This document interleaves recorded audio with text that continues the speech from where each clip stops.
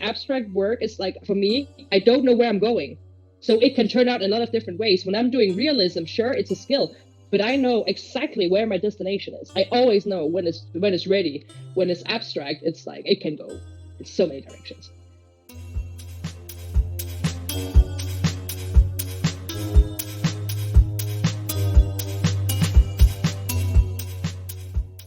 Welcome to the Flying Fruit Bowl, a platform dedicated to the discussion and exploration of art and the creative process. I'm the host and creator, Aaron, and for this week's episode, I had a conversation with the amazing artist, Melanie Herskind, aka Klaus. Working with a variety of mediums such as coloured pencils, inks, and paints, Melanie's work is focused on the themes of exploration with a special interest in galactic backgrounds, pastries, and sea creatures. Now I'm going to start where I started everybody, which is just tell us a bit about yourself and how you became an artist. Yeah. So I have been drawing and painting ever since I was a little child. I grew up in a country called Luxembourg. Not everybody knows that exists. Wow. It's a very, very small country, situated between Belgium, France, and Germany. And it's a very cultural place in a way because there's so many immigrants there. And especially like a lot of Portuguese people, a lot of Italians and French people. So I think I've had so many influences, like cultural wise, from my childhood. And I have a brother who really loves music and art in general as well. So I think I've kind of been influenced through him that way. So I've just been, I've been just drawing since I was a little kid and doing a lot of art classes, like next to school, like doing pottery or doing painting. And, when gone to high school, I would also go in the direction of like an art section, whereas other people might do more in the science direction or languages. And I was always like the artistic kid. The creative kid. Yeah. Yeah, always. Yeah, always loved music and art in general. All kind of mediums of interest me. So, yeah. Yeah, that's something I definitely want to get into later for sure, because it's interesting because you use a lot of different mediums and it's not just you're not stuck to doing one thing. And I think it's quite clever in a way, but we'll get into that later. But where did the kind of alias Klaus come from? So, I'm not completely sure, to be honest, but there is one theory that is that one of my friends, my childhood friends, she had this auto correction on her phone, and she texted me something, we don't remember what it is, and then it said Klaus on the end. And we just thought that was sort of hilarious that like she would call me Klaus instead of my actual name, which is Melanie. And like a lot of my friend groups, they would just join in, and that's the way Klaus was born, And I just use it as my alias because it was like, sort of wicked. You would not have people in my high school like play around with like different gender identities or whatever. So I thought it was a kind of funny twist to it. So do you create art knowing that you're going to put into an alias, or do you create art knowing you're going to put into your own name? Or like, how do you choose? That's still something I'm trying to figure out because I have basically since I moved to Copenhagen 9 years ago, consequently used Klaus as an alias and also as my signature. Like when my nickname Klaus was born, so to say, I did not use it for my art content whatsoever. So that just, I guess, fell from the sky, that idea. And now I just like as a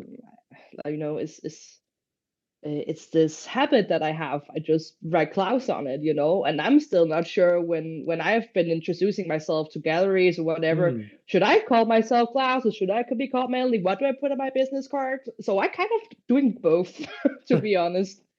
Yeah, because that always intrigues me, the idea, because a lot of people say, you should have a brand, you should have an identity, you should be like, you should have the kind of like the whole package deal, know what you're about, kind of know your kind of aims and stuff. But if you're using like an alias, that can be quite hard because you could create very different work into your alias than you could in your actual name, and nobody could even know potentially. But then when it comes to stuff like galleries, especially, like it's weird to think like, how does that work? And I actually have a couple of artist friends who use aliases. So if you ever want information from them, I'm happy to send them on to you and send you their details for you to have a conversation about it. Because I think it's quite important, actually. Yeah. Yeah, I would say that's probably an idea, but if I'm like thinking about it, like as of now, I think like in the future, I would just, use my own name, but like the signature just says Klaus, I Hmm. think also because that signature is more aesthetic than my normal signature. So I think it has also a lot to do with that in a way. Hmm. Also because like when I sign my work, I am right-handed, but I Yeah. always sign it with my left hand. And that is, I don't know, that was also some high school related stuff, like you in like in German saying, you would say if you do something with your left hand, it's because you do something with ease. So it was like that was that connotation that went into my signature in a way, and I just thought it was like a weird anecdote to have, and it looks kind of cool because it looks so scribbly and so ugly compared to my super detailed drawings. So yeah, it's just aesthetic thing. That's a nice little kind of contrast. And also, it's funny for me because I'm left-handed, so I feel like to see anybody write with their right hand is just so strange to me. I don't understand it. It's so funny. Yeah. Yeah, it's also really weird, right? Because like if you go into like listen to like a science comedy podcast where they also like they take these like different themes from science, and when you have a control group, they would always be like, you can never have left-handed people in the control group, so being left-handed is almost like super segregated in a way, and Yeah, it's like it's really stupid also, and I yeah. don't know, it's just weird. And then like and then me doing my with my left hand, I don't know, it's just to be like, it doesn't fucking matter like what hand you side with or whatever, but I feel like just do stuff different, I it, guess. it intrigues me though, just because like there's a reason you do it, even if you don't know what the reason is yourself. Like there's a reason that you do it. It's kind of interesting because, as you said, it's like a habit, which means that you would have had to think about it the first time you did it. So then now you always do it. That's interesting. I don't know. That's Yeah, bizarre, but it's also cool. I like that a lot. yeah, yeah. Some, I mean, I think a lot of the way I think is that I don't always think, I just do. And then afterwards, I'm like, okay, maybe that was not very nice to single out, like, for example, left-handed people in a way, Yeah, because like often it's like not a compliment to tell someone you're left-handed, at least not in Denmark, it's not. yeah. So it's like, Is it not? it's actually not so flattering to do something like that. And I'm like, oh well, I never mean any harm by it anyway. So Of course. So yeah. why is art important to you? I would say for me it's super important because I love to challenge myself, and I since I also use so many different mediums and things, and I want to achieve like more and more realism or whatever, it's a great way for me to nerd really hard, like a certain theme or whatever. And I just love really diving into like a subject, and I really like to see my own growth in my drawing. So I think it's for me, it's a lot of establishing my self-worth, and just see what can these hands do, Hmm. like yeah. So you're a self-taught artist, which I find really, really Yeah, fascinating. yeah. Was that a It's no? always no, but no, it's a weird question because I'm not sure how would you tell someone they're self-taught, because like the way I learned to draw, the comics called Wendy, right? No. Yeah. No, it's a comic about Yeah. like a horse girl, because I'm a big horse girl. I love Okay. horses. Okay. So like I would have these comics as a kid, and I would always like try to copy the comic style. And then like that's how I kind of started to draw. And then like I would afterwards take a couple of classes, but I've Hmm. never gone like to university or Yeah. anything like that. So it's like it's kind of a mix, and I'm never Yeah. sure whether to actually call me self-taught like 100% or not, because I've had a couple of classes, but never anything full time or whatever. I would say you're self-taught if you haven't had formal education. If you don't have like a degree, I feel like you are self-taught because you've used the resources outside of the formal educational system. That's just my opinion. That's what I would class Okay, yeah, self-taught as. But yeah. I find Then people I who are then I guess self-taught, it's self-taught. yeah, Yeah. I feel like people who are self-taught are very, very interesting because I kind of wonder, like, do you think there are any advantages of being self-taught? I think you kind of you grasp the subject differently. You take it from a different angle. You might use some props or some products that are kind of unconventional, and you approach drawing, painting in a different way, and maybe you would also approach it in a more, how you say, uh, like not like I have to draw this pepper grinder like perfectly. I kind of go into it in a more conceptual way. That was what I was trying to say. Um, and I just love it when people do that. They just like twist things around in a weird way, not going the classical way. It's really cool. Where do you go as a self-taught artist for resources? Because you're not taught the business side of art, especially. You're not taught like taxes. You're not taught about marketing. You're not taught about not that you're taught in their formal education either. But as a self-taught artist, you have to find these resources yourself. Where do you go for these kind of resources, or like who do you ask? So I think what my advantage is in this scenario is that ever since I moved to Copenhagen, I've been working in an art supply store. Hmm. And working in a place like that, you meet a lot of very creative, very quirky people.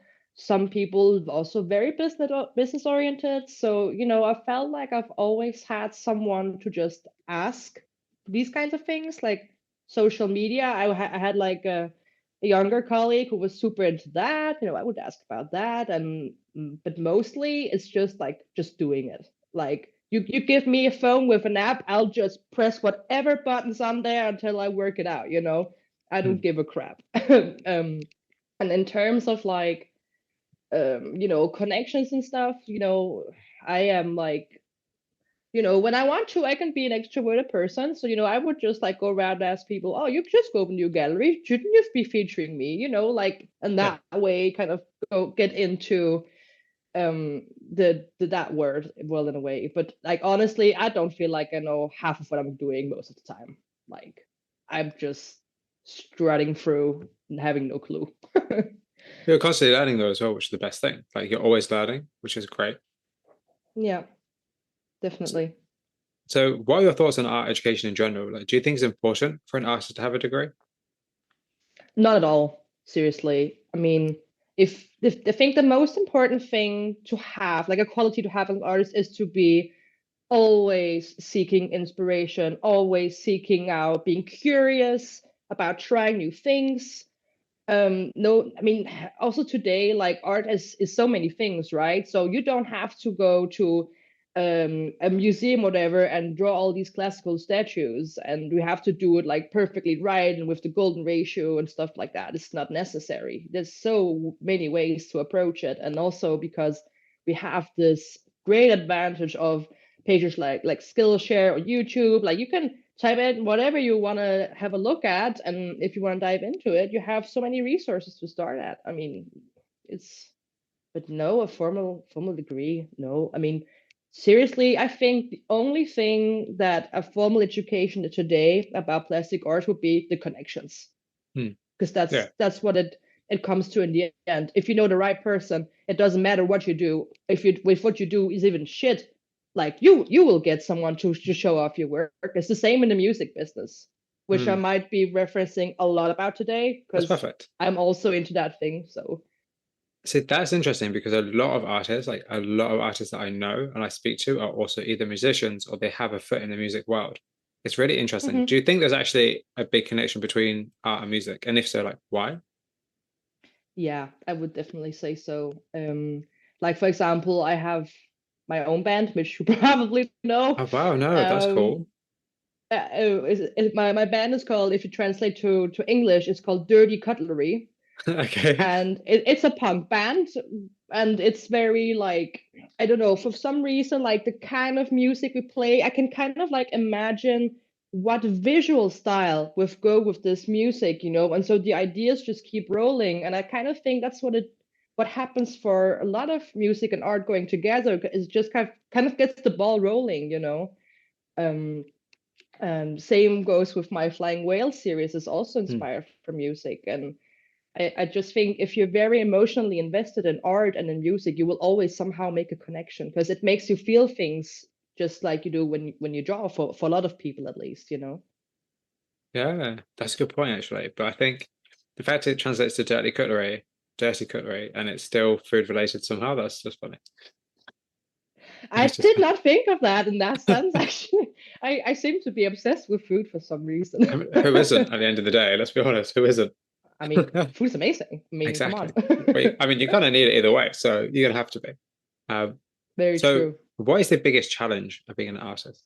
I think kind of overcoming your inner saboteur is like Hmm. super, super hard. Like, and especially because I kind of keep comparing myself to other artists, not really in terms of how good am I at executing my art, but more like, oh, they've already gotten their own tattoo studio or whatever, and this person is exhibiting with this huge gallery, and they're like 5 years younger than me. I'm like, why have I not taken more steps to doing that? You know, that kind of thought. That's what's super hard for me. Like I've always feel like I should have done way more, and keep having excuses for not doing things. I mean, sure, I have a full-time job, so that kind of hinders me in a way, but Absolutely. it shouldn't be an excuse at all to just go out there and meet more people and get things done. You know what I'm saying? Like, So there's a thing that I always say to a lot of people, and I feel like I always say in these interviews, or I say this to a lot of people because I talk to a lot of people about a lot of different things. There are a few things mhm, I always say specifically to a lot of people. And one of them is that like it's very easy to look at somebody else's life and want that, but you have to realize like mhm, that is not your life. Like it's easy to look at yeah, somebody being like they've got a tattoo studio, they've just had an exhibition, they are like 10 years younger than I am, they're 5 years younger than I am, they have, mhm, but you don't know what access and opportunities they have. They don't might not have the same access to things as you do. Same as like you have a full-time job. They might have very rich parents. It's yeah, very, very totally. hard. It's very easy to look at things kind of from a very wide perspective and be like, oh, this is not fair. But then you kind of forget Yeah, like you've worked damn hard to get where you are now.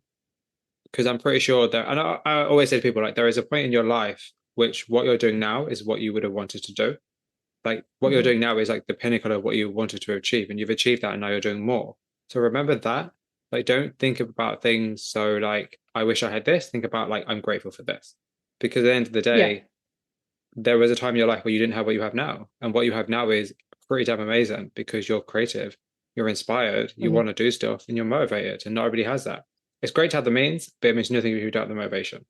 That's what I've learned. yeah. So there's my That's TED talk. very true what you're saying. And I just listened to your episode with Ellis King, Oh, where thank you you. also said like the same along the lines of that. And See ya. it's just so true. And it's kind of like it's almost like it's even more annoying to me because I know these Yeah. things Oh and I yeah. still do it. Oh That's like yeah. it's so stupid to me in a way, but like it's we're people. We can't help these things sometimes. It's just really interesting to me, like how we can hold ourselves back so much over the smallest of things. It's like Yeah. things that don't even matter, you know? Yeah, And it's just like, I don't know, totally. it's just crazy to me that people will really kind of, as you said earlier, like sabotage yourself, like self-sabotage. They'll sabotage themselves, not because they can't do things, but just because they feel like they're not good enough. And I think that's the biggest shame of anybody feeling like they're not good enough, because everyone has Yeah. value in some way. It may not be to art, it may not be to other parts of society, but everyone has a value somewhere for something for somebody, you know. Yeah, Um, but what do I know? I'm totally. just And some the guy from thing, England, as always. but So it's also like, you mentioned the fact like of being like always like thinking you're not good enough at things, hmm, right? I think that has also a lot to do about how in which framework you grew up in. For example, yeah, like where I grew up in Luxembourg, it's very different country from Denmark. It's they especially the educational system is very, very strict and very intense, and like you have to know so many things, and if you're not saying sir or madam to your teacher, you will be sent out on detention, wow, stuff like that. So I think that culture really gave me the you have to push harder all the time, and that kind of drove me into like doing the things I do well, but still always thinking that's not enough. hmm, Yeah. yeah, So I think that's very important to think about, especially like in today's educational system, that people give like the kids more room to be themselves, and yeah. thinking when to push and when to release. But also finding that for yourself as an adult as well, though, because you don't have anybody there telling you, "Oh, this is good enough. This isn't good enough." You're telling yourself that, and I think that's a lot harder because you have to kind Hmm. of balance that yourself on your own terms, which is not easy. Oh yeah, most definitely. So, how has your upbringing or life experiences played a part in the work you create? My life experiences in the work I create. That's a good question. I think. For me, like I have always like mentioned have a very big fondness of music, especially genres like punk and metalcore, for example. It's a lot about like feeling a certain way, like especially like being frustrated about things, sad about things, and using that in my art has kind of helped me work through things, and it's kind of helped me find a balance in a way, and it's kind of given me a platform as well. How you say, finding like-minded people who can relate to what I'm doing. And for example, moving to Copenhagen and meeting all these creative people through my work, for example, has been a great in my for my life experience in general, and has really helped me like elevate my art in a way, because it's just gotten more and more layers to it, like the more output I got from the outside world in a way. Yeah, I think who you surround yourself with, especially in the real world, I think plays a huge part on the way in which you see your own work and also the kind of work you create, and also just kind of like the motivation. 'Cause I feel like, we're all kind of stuck online a lot, and I think it can be quite damaging to be only online and not have any actual in-person resources to go to and people to literally physically show your work to. Yeah, Which I guess actually is the yeah. advantage of being an artist is that you get to have your work physically to hand, as opposed to like a photographer has their work on a computer. So that's I guess a big plus that you can literally rock up to one of your friends and show them your work, go through your portfolio, sit down with the gallery. Yeah, that's kind of interesting actually. And I think it's also like kind of how you always grasp the medium, right? Because you mentioned photography, for example. My brother is very interested in photography. I also used to do a lot of photography when I was a teenager. And we kind of, make trips of it. Like we would go Mm. together and take pictures, or you can go on a street art tour with people and take pictures that way. So you can always make it a social thing if you really wanted to.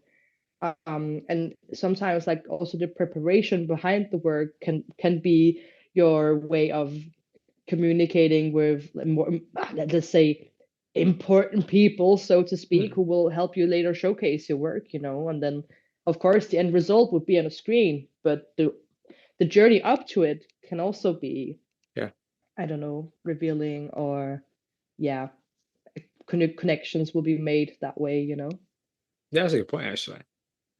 Mm. So, do you think that being an artist gives you a different perspective of the world? I think it has given me a way of, how you say, being more patient with people, for example. Like I've been able to more appreciate the work that is behind certain things. I think, for example, especially when COVID happened, people started to be more like, oh, so these video games I'm playing is actually people doing a lot of work to make it happen for me, Mm. so I don't get bored during quarantine and stuff. So I think for me, doing all this work and being able to appreciate it has also made me appreciate other people in a way, Yeah, in a much broader sense, and also things that I don't do myself, but I can still have an idea of what are these people going through to get to the result where they are, and I can relate to it, or I can appreciate them for it, or whatever. Yeah, I think yeah, no, that's a good having a point broader actually. outlook on it. Yeah, That's good. That's a nice outlet to have when you kind of like realize because you know what it means to be creative and to create something from scratch without anything in front of you. It does give you a more interesting output in terms of like you appreciate everything and you appreciate the way things are just made generally and the fact that people put time into stuff because you put time into your work. Like, yeah, and that's a good point actually. Particularly like video games. I think people typically I don't play video games, but I know video games graphics are amazing nowadays, and I feel like people don't give them credit because there's such an art form to that. exactly. And it's just like Hmm. just to make something that's like immersive, to make something that's going to be like that command your attention, especially nowadays in this society where everyone's distracted. I think it's such a shame that people don't give it enough credit. I don't think, you know. But Exactly. My boyfriend, he actually graduated university in specializing in programming video oh wow, games. So, and he does a lot of programming also, like just in his free time. And like when I watch him over the shoulder, what he does, like all the lines of code that he does, yeah, it's not only the visuals, it's like it gives you a bigger perspective of everything else around. Also, same if you watch like a behind the scenes video when Lord of the Rings was made, for example, like the Hmm. huge amount of work that goes into it, you just get a much better idea of it and a bigger appreciation, Yeah. which I think people should get a little bit more into, be a little bit more respectful of the time that's put into things and the knowledge and all that. Yeah, and as you said earlier, be a bit more curious about things, just be more curious like how this is made and why this was made. Like what does this mean to exist? That kind of stuff. I think that's always interesting to ask. Yeah, and also like the thoughts behind it, like Mm. you get to talk to people and be like, okay, maybe I should also see what is the person behind this art actually trying to tell you, like not only looking at it and just keep scrolling, having no idea what it's about, trying to dig deeper into the meaning of things can also be super, super revealing, I think, especially when you deal with art, it just gives a bigger perspective of things in general, I think. So when did you feel comfortable giving yourself the title of artist? I want to say probably like 4 or 5 years ago when I really started establishing my visual style and where I could say this feels like I'm sort of peaking technical skills wise. And when I started doing more commission-based work as well, so I would not only do it for myself, but like people actually approaching me to do work for them, like I was like, whoa, that's like the biggest honor one can get, And I think that kind of was the starting point where I was like, I might not do it full time, but I'm a fucking artist, I can fucking do Yeah, it. absolutely. I guess that's where I started. Yeah. See, that's cool. And I think that's the best thing. I feel like a lot of artists grapple with calling themselves artists because they're like, comes back to like the self-doubt and the insecurity and the imposter syndrome, being like, oh, I'm not good enough, or like my work isn't art, or what are people going to Yeah. think? And it's like you are like if you're going to call yourself an artist, you'll be an artist. At the end of the day, Yeah. I think if you're hesitant to call yourself an artist, you can't expect anybody else to then also call you an artist. Like you Yeah. have to walk the walk. Otherwise, how can you expect other people to believe in you if you're not going to believe in yourself? Like self-belief is the Yeah. first and foremost for anybody doing anything. Like you don't have to Yeah. be good at something, but if you believe you can be good at it, you will eventually become good at it. In my Yeah. opinion, that might people might not agree with that, but I feel like nobody really knows what they're doing. Everybody is just kind of like, let's Yeah. try this. Hmm. So like kind of, like people just challenging you like, you're not a professional, you're not an actual artist, you just do it in your free time. That's just a bunch of bullshit. If you're good at what you do, then you can call yourself what you want.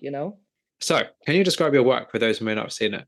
Yes, so if we could maybe start with like, for example, the flying whales Yeah, theme have going on, which is a work which I create with pen and ink yeah, as a base.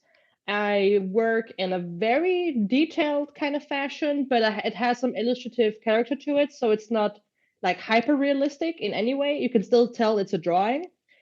So I do a lot of cross hatches. That's the way I like to draw, and then afterwards I color it in with watercolor, where I kind of try to have this very fantasy kind of thing going on for me, but also kind of blended with realism. So I kind of go for these both worlds and mix them together. So that's like one way of creating my art, and otherwise I also use a lot of pencils, color pencils, where I have a little bit more observational eye to it. It's more realistic looking, but also at the same time I try to do it combined with a graphic style, like more intrusive, I guess. But like overall, I want to say I always strive for some kind of realism and some kind of gestic abstraction, so it gives the artwork more life in a way. It's a mishmash, I do so many different things. So So, what is the benefit, I guess, of doing so many different things? Like, why not settle on one kind of style or one kind of medium? Because you use a lot of different mediums, especially. I do. I don't. I guess I just don't want to limit myself in Hmm. that way.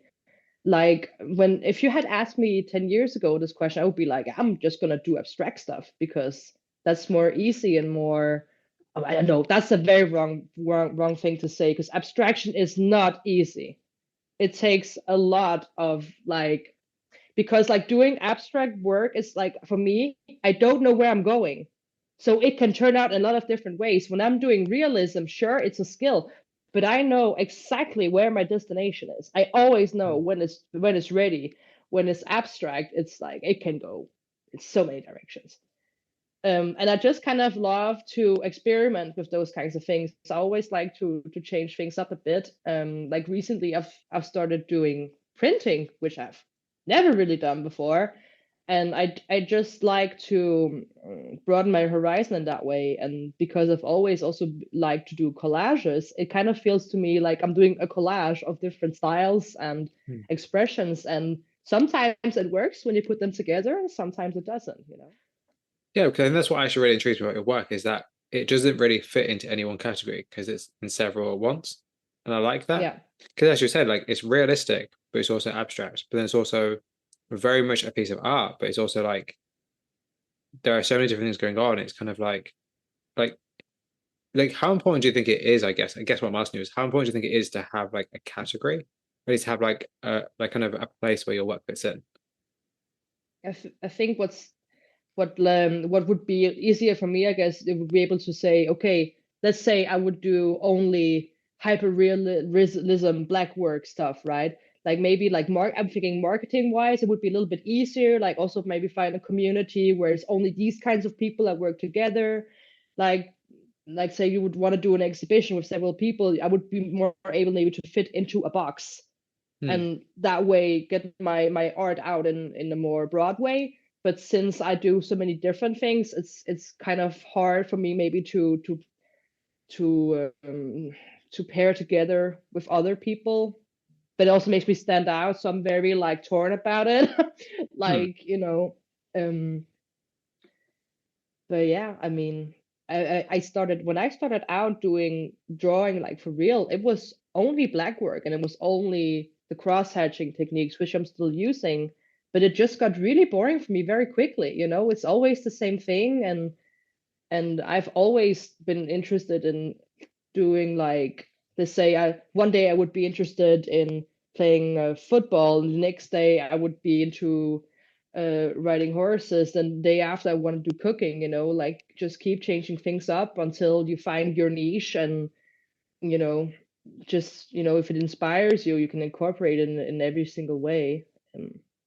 So I'm not sure if that answered your question, but That's that's perfect. like the path I went on. That's perfect. So there for me, like when I look at your work, kind of like as a whole, like there's a lot of themes of like sea and space and exploration.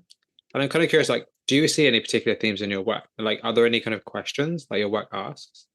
So themes I've been exploring. Uh, I want to say like I've always been interested in animals since I was a little kid.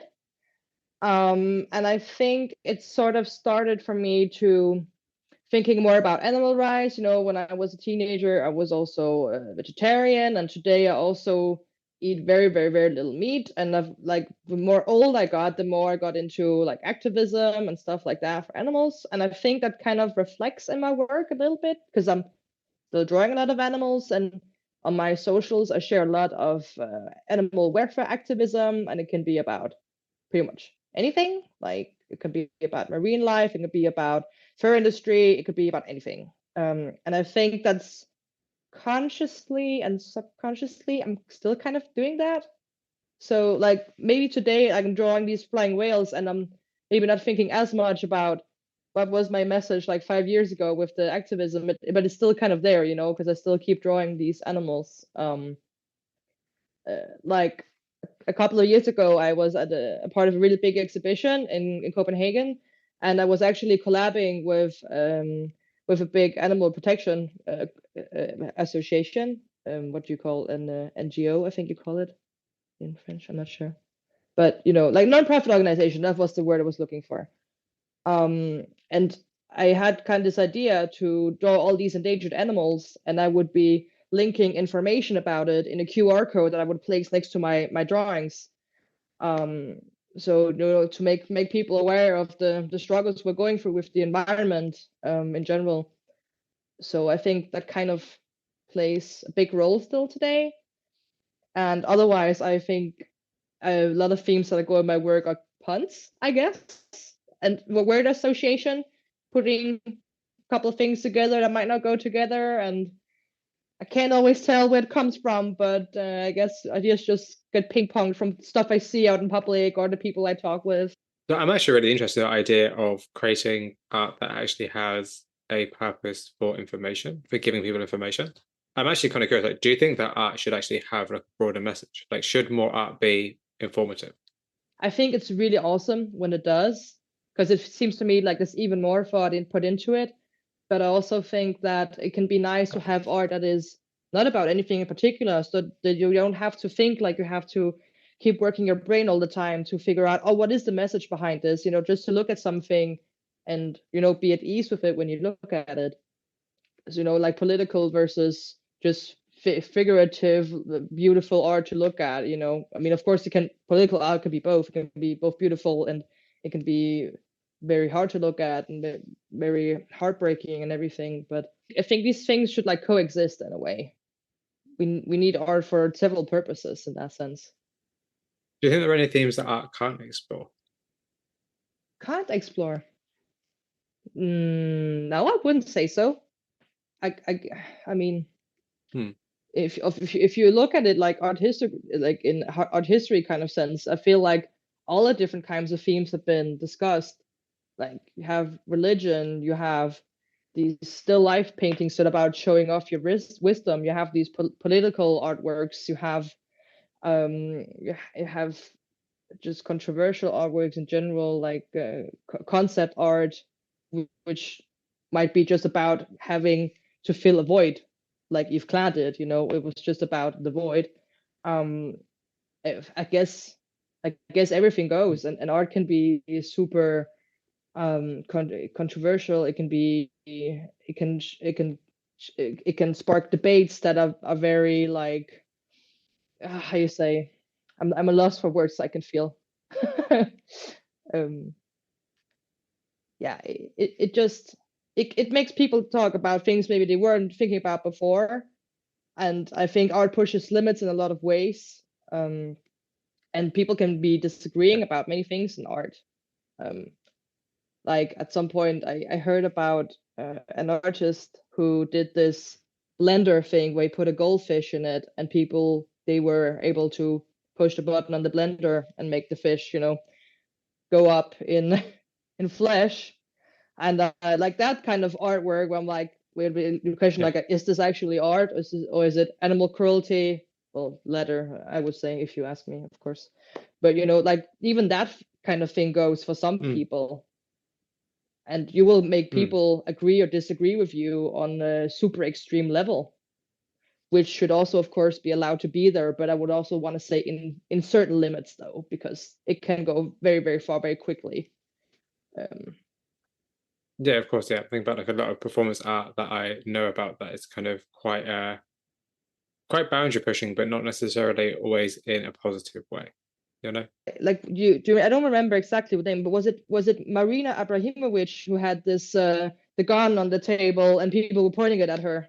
Yeah, that kind of thing. That's exactly what I was thinking of. So it's funny you should say that. Ah, really? Yeah, yeah, absolutely. Two great minds think alike. Yeah, that's exactly what I was thinking of, because it was like a really interesting consideration about how people act when there's no consequences. And I think as a society, I think we've always been drawn to that idea of like, what was the cameras aren't looking, or, if there are no rules, what would you get away with? And I feel like, it's just something that's kind of really ingrained in the human mind to like kind of push those limits. And I think art isn't always the best way to do it, though. I think art isn't always the best way to do it. But yeah, exactly. I mean, sometimes it's also better just to have these like questions just out in a room instead of maybe actually acting on it. Yeah. Because you never know what people can do, and I guess Marina was sort of prepared for it, right? Because she was like, "This is a mind experiment. Let's see what people will do." And yeah, but some people will always take it too far and make it dangerous for another person. Yeah. And I'm also thinking in general, like if you have an opinion about something, as long as it doesn't hurt a different person, you're good, But a lot of people hurt each other for no good reason, which also can be seen in some art, performance art, for example, or I guess figurative art as well, which is very controversial for me for sure. And sometimes like yeah, I'm not. I mean, I get very uneasy sometimes thinking about it. It's not really my thing. Hmm. I'm more about, I guess, positive energy in a way. Yeah, about being positive and also being informative, positive, and also kind of just bringing kind of joy to people. Like, for instance, like, space trees, like every time I think about that, it makes me smile. They're right Yeah. behind you. Yeah. Like, I went to Tesco the other day, it's a supermarket here in the UK. And when I was down the bakery Yeah. section, I saw a cinnamon roll and I was like, which is why I text you, because I was like, I'm never gonna be able to come here again and not think Yeah. of Melanie's work. Like, it has now scarred me Yeah. for life in the best way possible. I love it. Yeah. So I appreciate that. Yeah. And well, thanks. I love that, that people they may be looking at everyday objects and it gets a smile on them because they make an association with a nice art piece that they've Hmm. seen. Yeah. Like I will also never be able to look at an opossum the same way as I saw in some in some paintings that I've seen. Like I always think that opossum is super super gross, but actually really cute, and I kind Yeah. of that's association kind of makes the world a better place, I think. Yeah. um but I just like in general when art makes you think. Of course it could be in a negative way. I also feel I have made some art pieces like at the exhibition we talked about, where I was focusing on getting awareness for indigenous animal species, and in those paintings and drawings you would see kind of this indication of flames going up on the animal, because a lot of pieces I made was about the Australian fires in 2020. Hmm. So there was an indication of discomfort somewhere, and I think that's really important to have in as a theme as well. But I want to say today what I do is more about being positive but still informing people what's going on. So having an image you get this positive energy from, but I still want to make aware from my socials. I share all these posts about animal welfare. Still want to, it's like, oh, it's all shits and giggles, of course, but sometimes we have to reflect. There's still some serious stuff going on, Hmm. in the world that we need to think about. We can just turn our head the other way. At least I can't. Yeah. And but also again, like there's some works that I have done where I definitely have put extreme amount of thought into it, and others was only been like the visual thing that has been drawing me, and then subconsciously there has definitely been a thought behind it, but I have never really, you know, really like sat down and be like, now I should analyze my work, you know like for example with my pieces with the flying whales, that I can tell you right here right now, I know what the inspiration is and I know what I want to show with it, like because that Yeah. has roots Yeah. in my musical That's a no, background, for absolutely. example. Absolutely. That was actually the perfect segue, 'cause that was my next question, was actually like, where was the impetus of Yeah. this flying whale series? And like, why flying whales? Yeah, like that I can tell you, like that I have no doubt in my mind, I know how to convey this message to Yeah. you. So it kind of started actually with an Inktober challenge. And that was the same year where I met Ryan. That was also based on an Inktober challenge, Well, where Jake Parker started his weekly Inktober challenge, which was in 2020. And the first word of the year was flight. And there is the song by a band called Gojira. I don't know if you know them. nope. It's a French progressive No. metal band. They're quite popular. You should check them out. They are Send me the amazing. link and I'll check them out. If you like metal in any Send me way, the link. I'm yeah. always interested in new things. Yeah. So like their music is a lot about the environment. It's about animals. It's about protecting Oh, species. They're very, very political in that way, and they're very into activism and stuff like that. They just released an album a couple of years ago, which is about the Amazon. So they have this song called Flying Whales, which is about whales, so to say, floating in space and being these like huge creatures, fascinating creatures, right? And one line in their song is called, "Or under the heavy sea, I'll search the flight of whales." So I kind of this word flight from that bit of the song, I was like, flying whales. I wonder if anyone has ever paired whales with birds, because I've not seen that anywhere. And for some reason, that was what I was imagining when I listened to the song, like these whales like flying around in space.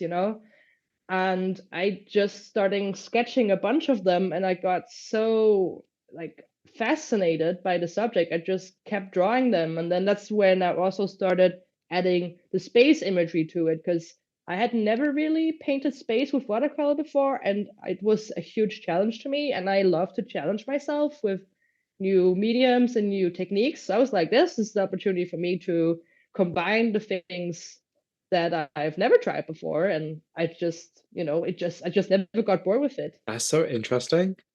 But I think it's also interesting because it's your take. Like it's like the stuff like Inktober, which is what I love, is that everybody interprets words so differently. Like I love words. Words are fascinating. But the fact that you saw the Hmm. word flight and then that song came to your mind and you were like, oh, actually, let's create some visuals for that song. Yeah. That's really cool because it's just like that's now kind of inspired like a whole series or like at least a body of work Hmm. that you can then now draw upon and then also create more work and imagery from. Because like what I love Yeah. about bodies of work, especially or like series, is that it's never just one image. It's always like an idea that progresses throughout the series, and then when that series is over, elements from that series will always play a part in newer work. Like you see the Hmm. progression from day one to now. It's kind of I like that. That's really cool. I was going to say I also have to ask because who doesn't want to know about the Space Tree series? Yeah. I saw it and I was like, I absolutely love this. Like pastry space, sign me up for this, absolutely. And I would love it. I don't know if you Yeah. sell stickers or if you sell like key rings or anything like that, but I would love like a sticker or a key ring. Like absolutely. That would be You like the know, best. it it's so funny that you mention it because like I just recently purchased an iPad, so starting to do digital artwork because I have never done that a lot, so now I have to do it. Like Pippi Langstrumpf kind of way. I don't know how to do it, so I'll be good at Yeah. it. So like, and as soon as I'm done with all the band stuff I'm illustrating for right now, my next goal was to do space tree Mm. stickers. So, might something coming up soon. If you We'll do, see. let me know because I'll be buying some for sure. Okay, I will make them especially for you No, then. not especially for me, but like for sure, if you make them, let me know And for because myself. Oh because yeah, I want them. I don't know where I'm gonna stick them, but I I want them know. for sure. But me too. Like and also because I'm a huge sucker for stickers, I have collected so many stickers over the last 3 years when COVID happened. It's like, how do I support artists without going bankrupt? That stickers is a good way Mm. to do that. Absolutely. So I have a huge obsession with that. But to get back to your question about Sorry, completely went like off topic how of the like stickers. no, that's cool. I'm totally cool with that. But so the Space Tree series kind of started because I don't know like exactly the starting point, but I was one day I went to the bakery and I got myself a cinnamon roll, and I was just sitting there with my cinnamon roll, like enjoying it, and then my boyfriend comes over to me because I just like painted a galaxy just to test. And he was like, you know how that cinnamon roll sort of looks like a Milky Way if you look at it with very like how you say uh strong glass where you can't see anything and everything is super blurry. It kind of looks like a galaxy. I'm like, huh. Let me do a visual interpretation of what my boyfriend was telling me, and I just kept sketching out ideas on how to use it, and it kind of just started going from there because there was so many different pastries and like so many different ways to incorporate them in space. So like I usually do, to pair this like realistic kind of drawing with something abstract, it just became a series I was super obsessed with, then also drawing pastries from different countries, and sometimes also try to make them myself, so I have, eating my props and Absolutely. having a more deeper understanding of what I'm doing, so yeah, it's people like also give me so much inspiration, like just saying random stuff. I'm like, I can make this happen. Like for example, my with my band Dirty Cutlery, Beskid Service in Danish, like it kind of sounds like you say Beskid Cerveza, as in dirty beer. And I was like, huh, I can do an illustration of that. So it kind of just ideas just ping Hmm. ponging back and forth, and I try to illustrate them. Sometimes it looks good, sometimes it doesn't. It's, But it's it's, I guess, a lot of association with maybe it doesn't make sense to everybody, but yeah.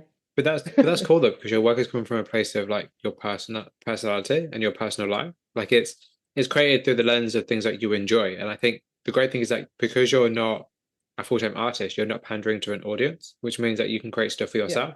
Therefore, the things that you create are authentic. Or wait, let me rephrase that, or as authentic as they can be within the realms of you creating work. But people can still create work Hmm. authentically with an audience. But Yeah. I think that's the kind of interesting thing is that like stuff like the Space Tree series, like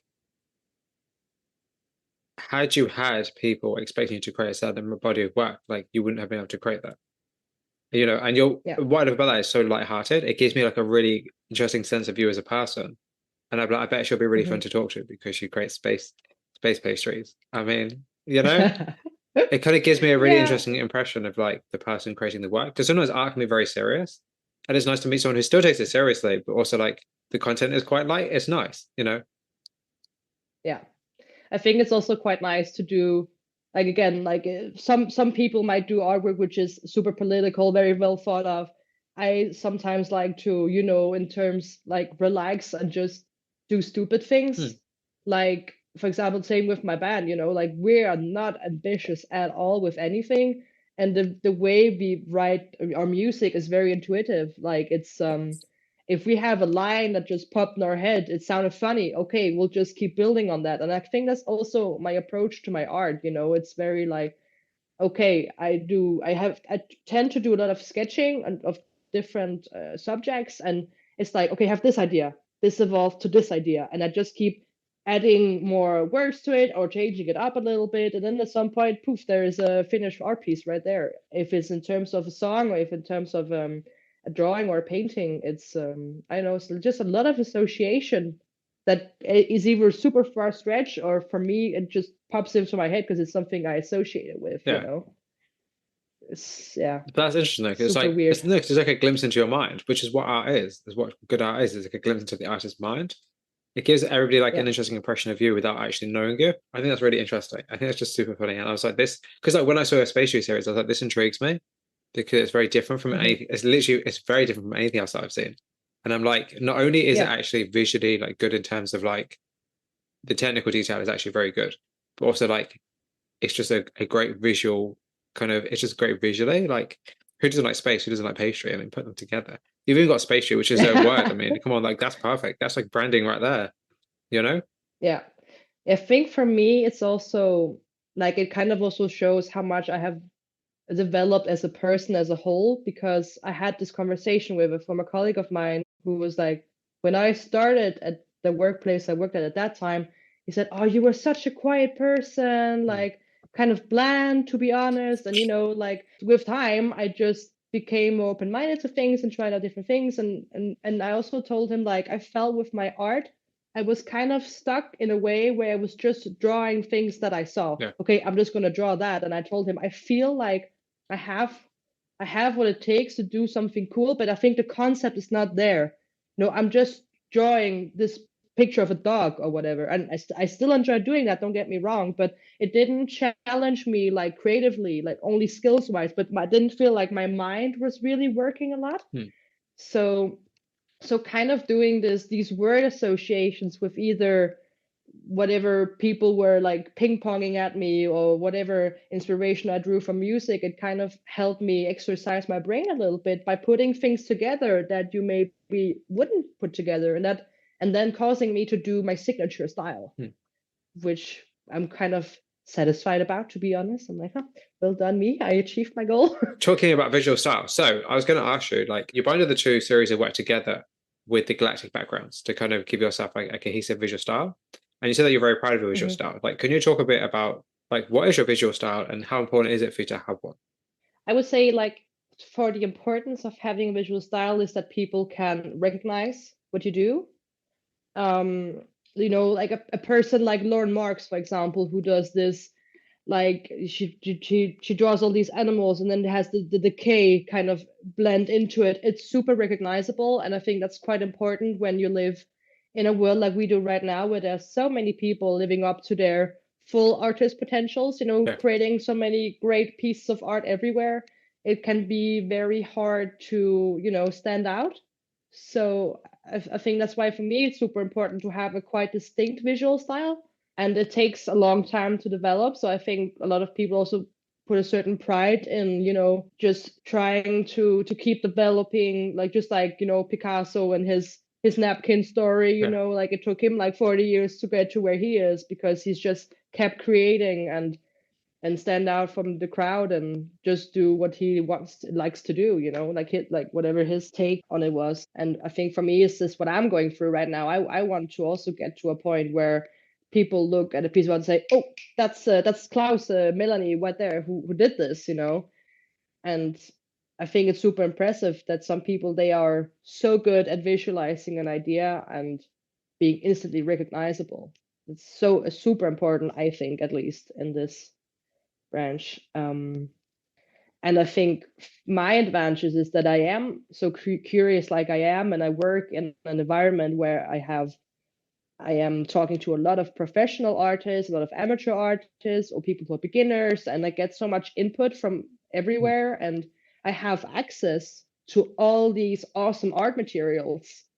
Like, I mean, I'm gonna be quite blunt. I get it cheaper than most of people, course, so yeah. I can just, acquire it and I can try it out. And that's my advantage. And I think that has been a big importance of how I developed my style because I was just able to try everything. Um, but yeah, but of course, like everybody else, it just takes time to get to a point where you're like, oh, this works for me, and it also is distinctable in a way. And you enjoy it as well.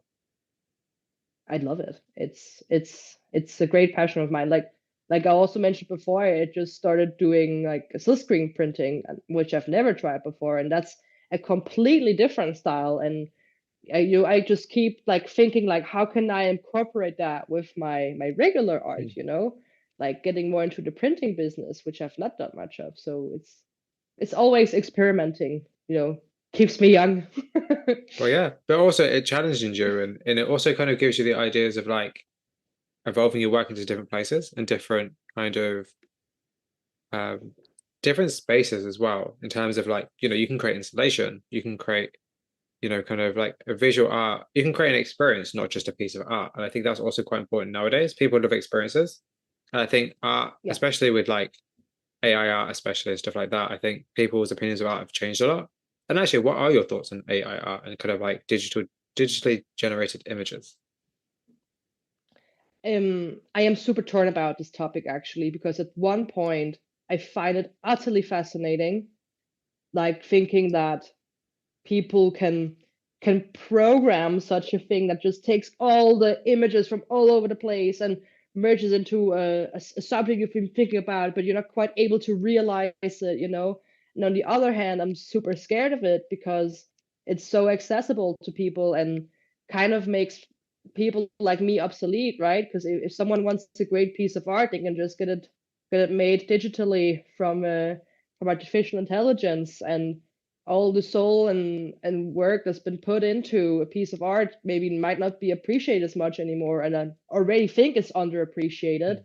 So I'm kind of torn between the two things, but people were also afraid of the industrial revolution, Yeah, like, oh, the machines take away our jobs. And I think this is the same as happening here, but with the creative sector. yeah, yeah. Yeah, that's a good point. But if you think about it, it already has happened also in the creative world, right? Because if you think about like the Sistine Chapel, for example, you have all these paintings everywhere on the ceiling. You have gold leaf everywhere on the walls. You don't see that Mm. anymore. Yeah, Now it's more stylized. It's like things have to go a lot quicker. So I just think that's like the natural way things progress. And parts of me would still wish that we would, do things like we used to do back in the days. But it's also super important to keep developing as a society, and being open-minded to new methods of doing things. yeah, So yeah, I'm quite torn about it, to yeah. I be think honest. I don't know. I think AI is actually really interesting. I think it's really Hmm. interesting. Some of the visuals coming up are very interesting, but then I think the problem arises with like copyright, and the problem arises with like who has the ownership Yeah, of these images on yeah, it's like yeah. where are these AI generators getting their kind of inspirations or sources from? I think that's really also a big problem. One of the problems, I think there's many problems, but one of the big problems is that like you can't just rip off another artist's work and then make money off that or claim it as your own, because that's just, it's not the way Yeah, things work. exactly. Yeah, I mean, I've been following some artists, like I think Lauren Marks was also in that position where she was like she could actually tell like one special bit from, and like one of these computer generated images was looking exactly like one of her pieces, like at least a bit of it, and that's like a big problem, right? Because that is straight up pirating, if you ask me. So it's like, yeah, I think it's a very weird balance that we have not really met yet. We have to No. figure out how do we like compensate people for it, if something is stolen, so to say, or and at the same time, people can put in a machine. Oh, can you paint my flower pot in the style of Vincent van Gogh? Like, what do we do about that then? Because maybe a lot of people are still doing his style as well. Like, if you see at the sorry, like the movie that came out a couple of years ago, that is made of oil paintings in the style of Van Gogh, right? We should maybe also be asking ourselves, was that also not a copyright issue? Because they are straight up copying this guy's style. Okay, he died a long time ago, but we should still like care about how do we carry on a person's legacy in that Oh way. yeah, absolutely. Yeah, Yeah. especially when it comes to people who aren't around to be able to control the narrative of their work or control the usage of their work or their style. But then one could also argue Hmm. that you can't copyright a style, you know? So Yeah. it is kind of hard because you can't copyright a style, but you can have a distinct style and you have intellectual property, but they're not necessarily, as far as I'm aware, I might be wrong, but not necessarily mutually exclusive, you know? It's very Yeah. tricky. Even just, trying to find your own style as an artist and having somebody do something very similar to you as well. Because, when it comes to like something like abstract work, I'm just gonna say it, and I hope people don't hate me for Yeah. it, but like if you take a step back from abstract work, it all just starts to look the same, or like a lot of it can start looking the same. If you type in Yeah. seascape abstract into Google, you'll see just a lot of blues, a lot of greens, a lot of lines. If you step back from that, it looks very similar. It's about, I think, with the artist to determine like what is their personal imprint they're putting onto this work that makes it different. I think that's really Yeah. what the artist has to kind of figure out in terms of like what they're creating. Like how is what you're creating by your own hand, especially, how is that different? Like how is that making something different rather than just being like, I'm just another abstract artist, for instance. Although I love abstract work, although I used to hate abstract art. Oh yeah, me So I too. used to hate abstract I live art, for whereas in that. now I actually have a huge appreciation for it. It's actually really funny. And I've only actually Yeah. ever interviewed two abstract artists. And I'm going to enter a Uh-huh. third. Technically, if we call you an abstract artist, guess technically four, but it's kind of funny to me because I Yeah. don't know how to talk about abstract art. I don't have no idea how to talk about it. So I've always been very afraid to interview Yeah. an abstract artist. I'm like, what am I to ask them? But Mm-hmm. something that I want to challenge myself to do more of. So abstract art is actually Yeah. really interesting. I've just never noticed how cool it was until I love it. also seeing it in person. I've always been, It's yeah. because seeing it in person, um, you need to see it in person. I think Yeah, that's why. that for sure, yeah. Because like a lot of abstract art, like Barnett Newman, for example, or Mark Rothko, it's a lot about emotion. Mm, And it's like this also like the scale of the painting has a lot to say. Like if you go see a show of either one of the artists I just mentioned, they're huge paintings and you're supposed to immerse yourself into them. You can't do that when you see it on a screen. It's just two different things.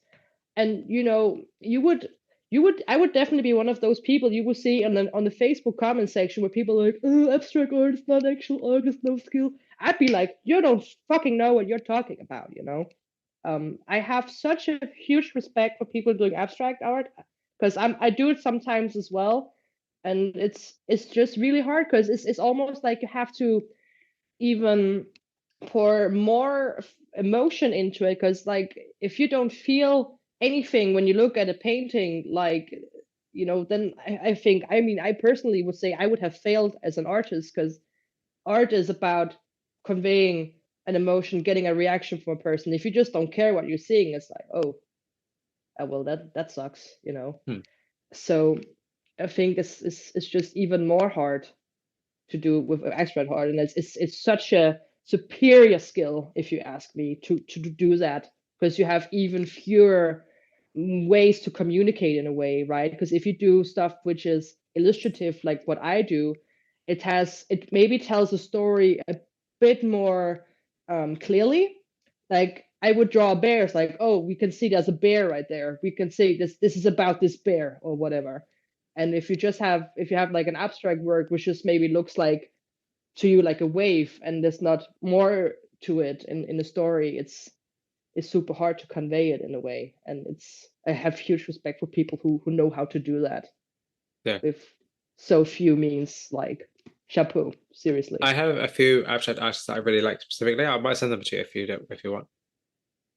Yeah, sure. Yeah, Yeah, absolutely. I love that. As always, I love sending artists to I artists. love sharing art in So right, general. like I if you don't have know how much you're no, 100%. If you've got like, any artists you want me to see, like just send them over, and I will always be interested. I actually have a few really yeah. cool art friends, people I've interviewed for the podcast, which is really sweet. And they on occasion they'll send me an artist to look at, or they'll send me artists to look at. Because I love that kind of stuff. You know, Hmm. I'm always interested. Obviously, Yeah. I'm always interested in art. So yeah, send me anything. Yeah, same. So I love to I love to share art in general, like just like spread out the spread the love about yeah, all the cool things people are creating, like if I see something that's cool, I don't care if you are a person who has like 1 million followers or only 100. Like if what you're doing is making me feel something, I yes, want to share it with hundred everybody, percent, like 100%. um so I'm like, I just want to, just give it to me, give me all the inspiration, all Perfect, the artists. perfect. I love that stuff. I live for it, really. So, are there any downsides to creating your work? Like, do you ever feel like you're boxed in by the type of work you create? I don't really think I'm boxed in any way. I think almost the opposite. Like I think I have so many options, so many things to do, and I feel like I have so many ideas, but not enough time to execute them. Yeah, of course, yeah. Like that's probably my biggest downside, I guess. It's just that since I am not doing it full time in any way, I just don't get to finish all the ideas that I have, and then some new ideas pop into my head, and in order to be able to sleep, I basically have to get it down on paper, and then I kind of let the things I've planned to do for a while get in the background a little bit.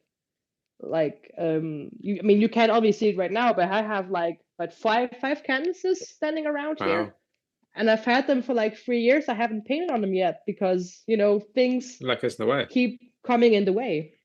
Absolutely, it happens. And Yeah, of course. I mean, that's the interesting thing though about being an artist and creating art or creating anything is that you have to dedicate your time to one thing only. You can't do more than one thing at once. So like the thing you're yeah, creating now is the thing you're focusing on. You know, you can't do anything else about yeah, it. I think that's really interesting actually. Because then it's like once that piece and is done, you then move on. yeah, and also because it's very funny to me because like this one thing that I have very hard relating to, but I think that is quite common with artists, that a lot of artists seem to be working on several pieces at a time, and I'm not able to do that. Okay. Might maybe call me hyper focused or whatever, but I really love to say, I have this idea, I'm gonna execute it, and until it's done, I'm not gonna touch any other project. I don't care how long it takes. Like for example, the spacer you're seeing up here, Yeah. I started doing that when I was quarantined with COVID, and I had 10 days to myself, and I was like, I'm gonna do this piece. And I was not done until like 1.5 months after I started doing it, because then I went back to Yeah. work, and then I had much less time to do it. So it took me like maybe 120 hours to finish That's it, and I insane. was so determined to get it done. And that's just, yeah, that can be an advantage and disadvantage, but Yeah, that's um, dedication though. That's also the yeah, thing. It's like a lot of dedication. yeah, Unless you're enjoying I'm your very craft as motivated. well. Yeah, and I think I'm just the kind of person like who really, like when I'm determined to do something, I'm gonna do it right from the get-go, even if it's something I don't care that much about. Yeah. Like like a time I was in school to get prepared for going into retail, and I was not that passionate about it. I was just doing this like school program because I wanted to get a better salary once I get into the real retail world. And but I was like, it's not an important school, and people go that they don't really care about anything. But I'm like, I'm just the type of person, I just want to do things right. And even though it's may not seem that important to people, it's like it's important to me that I do well, no matter what it is. And I just you know get super ambitious about. like the tiniest thing. But that's great though, because like in your art, especially, it will manifest in a good way. It means that you're going to be ambitious about anything you do. It's not just about being like, oh, this Hmm. is going to be an okay painting. It's like this is going to be the best painting it's going to possibly be. Especially with spending your Yeah. time on it as well. I think that's really actually a really interesting way to do things. But I'm also kind of curious, like, Hmm. do you have any like routines that help you focus on your work? I think one of my routines might be before I start the actual piece, I do a lot of sketches, Hmm. especially because like my goal last year was to become better at sketching and developing ideas. And I've kind of been brought up in the way because I've did some graphic design courses. It was very important for my teacher that we always try out different ideas before we settle on one thing, because one good idea might lead to the next, and then you just keep topping yourself. So I'm kind of doing that a lot, and I like to always do, when I settled on an idea, make a lot of variations in color, just so I have a visual idea of, okay, I know what I'm going for. So I guess it's a very, yeah, like I don't want to say standard because I think a lot of people do it, obviously, but I like to go in a very systematic way Hmm. in somewhat, and since I have so many different art forms I can combine it with, I just try like, okay, what if I do this sketch with this pen or what a pencil or whatever, and then it kind of gets me going like where I want to end on an idea. So I would say that could be a routine that I do a lot. So that's actually quite interesting though, because it means that like you've considered the whole image before you start. Like you're Yeah, almost working backwards in that way. yeah, yeah. You could say that. It's very funny in a way because I had this talk with a friend of mine who I admire big time as an artist. She mainly works as a graphic designer, and she told me because we were collabing on a cover for a jazz album, and she was like, "Whoa, you did all these sketches and you set them up in a square." She's like totally like they would do when she was in school for the graphic design because they would work in the same way. So even though like her style and my style and our occupations are very different, like our way to grasp this image is very similar. Like the way we progress to this end result is quite similar, which is kind of funny to me because I suck at graphic design and she doesn't. So it's very fun to see that we kind of have the same starting point. But the results are so different as well, which is very, very interesting. Because you're Yeah. very different people, which is I think that's also and you have very different backgrounds and you have different influences and you have different viewpoints and I think you have different perspectives. And I think that's really what adds to like the final result of the work you create. Like, Yeah. so how important is it for you to It, document your creative process and kind of just like, do you ever show the failed images or like stuff that didn't really work out? oh, I want to say I should be better at showing my failed works, and I think since I am also, again, I only have my free time to do it in, so it's kind of limited how many pieces I get done each year. So far I have shown every work that is actually finished. I have shown it, but for example, ugly sketches, let's call them that, I've not been that good at sharing them, but I think we should, just to get, like it's quite, for me it's quite nice to see people that I look up to a lot showing me works they've created that did not turn out the way they wanted, because it makes me feel better about myself that it's okay to fail once in a while, Yeah. and not everybody is perfect. So I should definitely be better at that. I actually really like to film my process in various stages. I love to make videos of it. Like I make these like short reels, and I think for me, I actually kind of like to just look back at it myself, also just to see my growth. Like I would still watch videos of works I've done 2 years ago, just because I had so much fun creating that content, and also for me to learn like, okay, how did I do it? Like how did I film this at this point, and how can I do it better? So it kind of helps me to keep growing. And of course, again, we shouldn't compare ourselves too much to what other do, but it can always be great for getting inspired and see, oh, how could I have done this differently, and yeah, just grasp it from a different angle. I think that's quite interesting for me to see, and just being able to look back at it and be like, oh, I'm quite proud of this work I did. I think it's nice to document the process in that way. Yeah, I think you should always. It's always good to be proud of what you do because even if you're unsure of Hmm. it or you're not, if whether it's good or not, it's good to be proud of what you do. I think a lot of the time, I think a lot of artists or people who are creative in general, I think they're so caught up on being perfect and trying to do stuff that pleases other people that they kind of lose themselves in the process. And I think having a Hmm. document, and I think that's actually a really good way to think about it and to kind of approach it, is that like, yeah, you can record yourself painting, but you don't have to share it with people. Because a lot of artists I know, you're probably one of the very few artists I know that enjoy documenting the creative process or like document or like recording themselves creating work. A lot of people I know hate it and they'd rather just not have to do Hmm. it.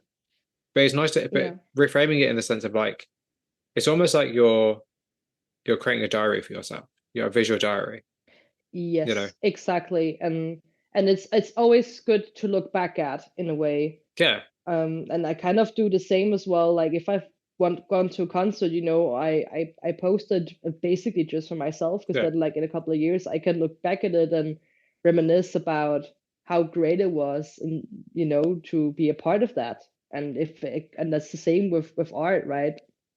Like I kind of like I'm able to put myself back into the mood I was in when I created yeah, this, and yeah, I actually really enjoy documenting it. I mean, there's a lot of like photos and videos that I have not shared because I have so much stuff on my phone right now. I kind of forget about it, yeah.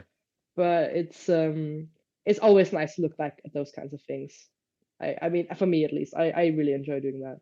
I think that's a really good way of thinking about it in terms of like it being like a visual diary for yourself, or like you look at it as an archive rather Hmm. than being like, oh, I have to create it for the audience that's waiting for it to sit. Because like people aren't always waiting to sit. Let's be very honest. And Yeah, yeah, half the time when you totally. post something, especially on social media nowadays, like people rarely see it anyway, that want to see it. Very So true. it's kind of like I feel like people should put less pressure on themselves to always be catering to an audience because the audience isn't always there. Not because they don't want to be, just because, the way social media is nowadays. Algorithm and stuff. And actually, Yeah. what are your thoughts on social media? Is it something you enjoy?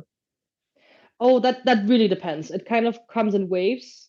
So ever since I started doing social media for my work as well, my interest has definitely declined because it is kind of starting to feel more like a job. Yeah, And I can easily spend like 45 minutes or even more to put together a reel or whatever kind of video I'm doing, or a picture. And sometimes I just rather spend that time on actually creating a piece than showing it off to people on social media. And then I might only get like, I don't know, 200 or 300 views, which is currently my but the amount of people who see my work is not that many.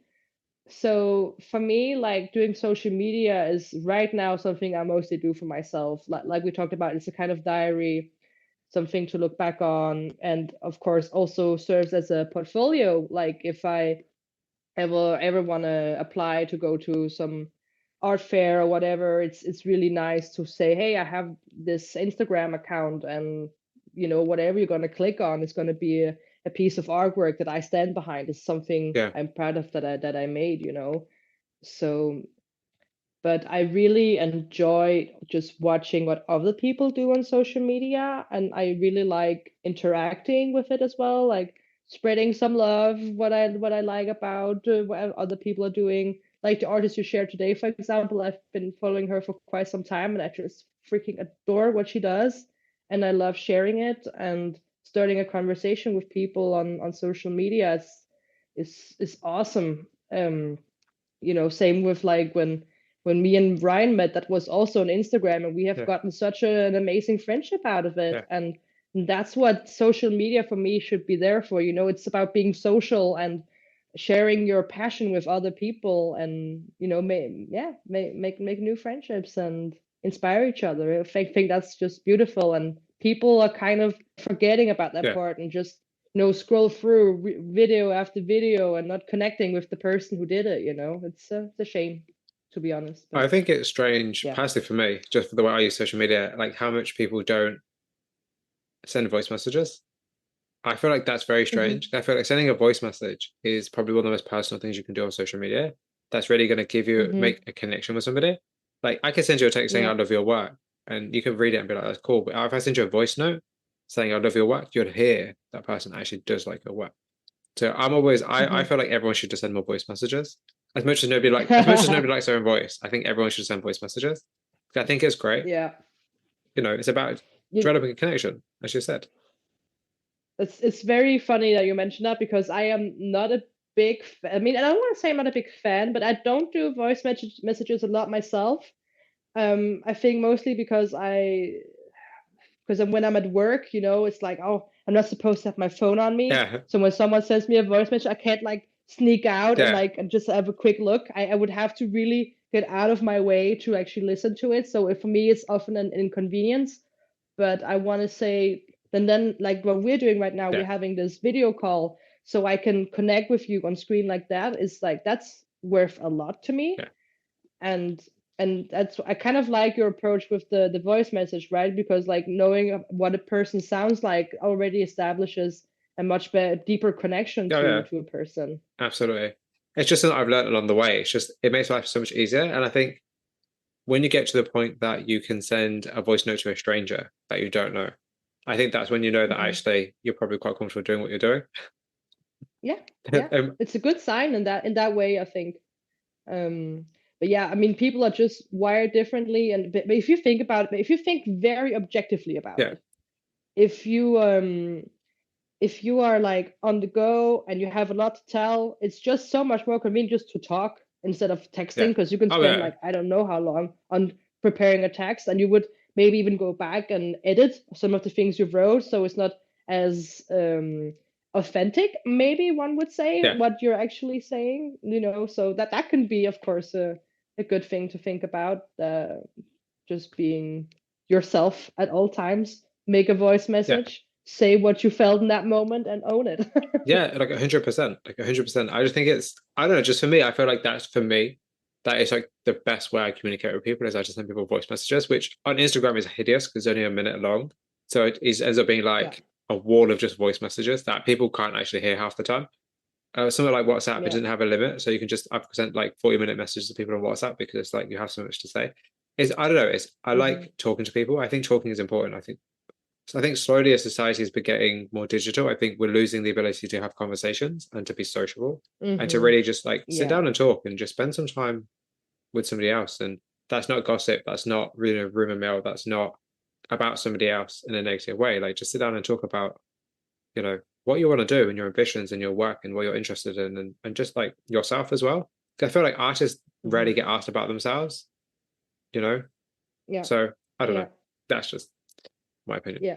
Um, Yeah, I think also like when we talk like about this like with the voice messages, like establishing a connection with a person is like for me, I definitely get more like socially and like get more out of like actually talking to a person. Like if I have a long conversation with someone on text, I don't get the same satisfaction hmm, in a way. I don't get the same level of endorphins out of it because we would not be laughing yeah, together, whatever, like boost your mood in that way. So like that's a nice way of, you know, getting to know a person, also like knowing the way they talk and whatever. And you might be able to talk about things that you wouldn't be on text because you're maybe very very focused on the theme you're going with right now and you're not really like going on a sidetrack like we are yeah, sometimes when we're yeah. talking right now, But so that's the beauty of it, though. it, That's the thing, because that's authentic. But it's mm, also like voice messages as well can be quite private and they can be very yeah, specific. It's interesting because everyone has a preference. A lot of people I know hate it, but yeah, I don't know. It's just something I love doing. yeah. So we live in a society that is very content driven. Hmm. Is there a difference between being an artist and being a content creator? I want to say when I think of content creation, I don't necessarily think that it has to involve art. Like it can be, they can be about like an artist, just showing off what materials they use. That's content creation if you think about it, but it doesn't have to necessarily involve an image. But it of course it also kind of goes hand in hand a little bit. It's a tough question, really. But I think that content creation is also a lot about like how does this how did this came to happen? How did this came to exist?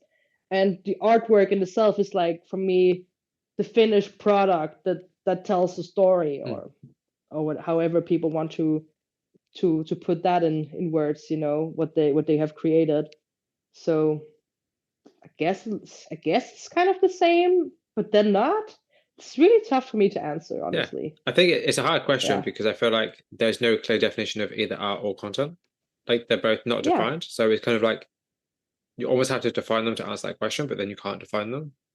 Yeah, it's a Yeah. tricky question. It's something that I always think about because obviously, I always consider like we're all kind of content creators now, really, if you think about it. But then content Yeah. creators have like a label that's like, oh, they're just a content creator. And it's like, well, actually, they could just be an artist also, or vice versa. They might only Hmm. just create content. I feel like, I don't know, I've always felt like content creation is like for the views, not for the purpose. I think art is for the purpose. I don't Yeah. know. Maybe that's a terrible way to put it, but I don't know. Mm. I think there is a difference, but I think Mm. figuring out that difference is quite hard. I get what you're saying though. Like from what you're saying, I'm also kind of thinking content creation might be more related to what are we going to what are we going to try to give this message to? What is this message about? It's maybe not about the end product, but the purpose of getting there. Like what do we want to communicate about? Yeah. So that would be like content for me, and then artwork would be like the finished product, maybe. Yeah. Like, It's tricky. It's very tricky. In this particular yeah, day and age where everything's kind of a bit blurred, it's definitely tricky. But yeah. what are your thoughts on the future of art and what changes would you like to see? Yeah. So I definitely think we're gonna go through a big revolution almost in art, like considering what we talked about with artificial intelligence. What I would like to see more of is definitely incorporating art more in the public image in a way, like out in the streets. I want to see more street art. I want to see more billboards with epic animations. I don't care if it's campaign based or whatever. I just want to see colorful stuff everywhere, like I don't know, all the different departments of art, more tattoo conventions, more everything creative, like and I'm kind of hoping that's what we're going towards. Because like I feel like, for example, the community, like the graffiti community, right? Like at least in Denmark in the 90s, it was kind of a no-go, and now it's being more and more incorporated into the city in general. And I kind of feel like art is going to be more accepted in the different layers of society as well. So I'm kind of hoping we'll just get more and more of that, and more people will, embrace art as a form of therapy as well. And we're gonna see more of that, and Yeah. yeah, just incorporate it more in our daily lives. I would love to see that for sure. Yeah. I know that a lot. And do you feel like you are part of a larger art community? Yes and no, because on the one hand, I work in an art supply shop and I know a lot of Yeah. people, and I would like to think that some of the people also have a good connection with me, like, the regular customers that come in. But on the other hand, I have never been in part of a, like, for example, a gallery where there would maybe be more people involved. It's like a place called Monday Studio, for example, which I know is a big art collective, and I'm not a part of that kind of collective. But I feel like I know so many great artists who I also call my friends, and they, for me, are kind of like my community, even though I'm mostly having one-on-ones with them and not meeting in a bigger group. That's like my little community in a way. So I guess it depends on how we want to define our community. Yeah. That's true. With Like, something with being part of like a large say WhatsApp group, for instance, or like a Discord server where you talk to loads of different artists from different disciplines and kind of share work and ideas, would that be something you'd like to be part of? ah, I mean, I kind of have been part of that, and I'm not very good at being active in such a group. I Hmm. used to be in a group on Instagram with different artists in Denmark who did all kinds of amazing things, and mostly that group was about, getting our reach to become better on social Hmm. media. So basically, all we did was we were supposed to comment on each other's posts and save them and everything, and it didn't really feel like a community as such, even though that was kind of like what the starting point was for this group. it just more felt like a chore that I didn't want to do. Yeah, So yeah, for me that kind of didn't work out. So I kind of find my inspiration and my good talks with the friends that I have, which all have very different styles. And mm, sometimes we would meet up and draw together and talk about things, go to that's an cool. exhibition. That's the kind of way I like to do that, instead of going to, say, Yeah. for example, the Discord channel. But I'm not gonna say no to it. I mean, never say never to that kind of thing. Maybe I will find Mm. my niche and then, you know, become part of such a community. Yeah, like that. I love the idea of going to an exhibition with somebody and just wandering around. I love that idea. I did that in January actually with actually a really cool friend of mine that I met through Instagram.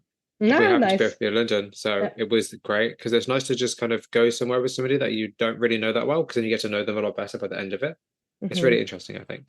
Yeah, Um, definitely. so I had a really interesting conversation with one of my very good friends called I'm surrounded by, a cool photographer.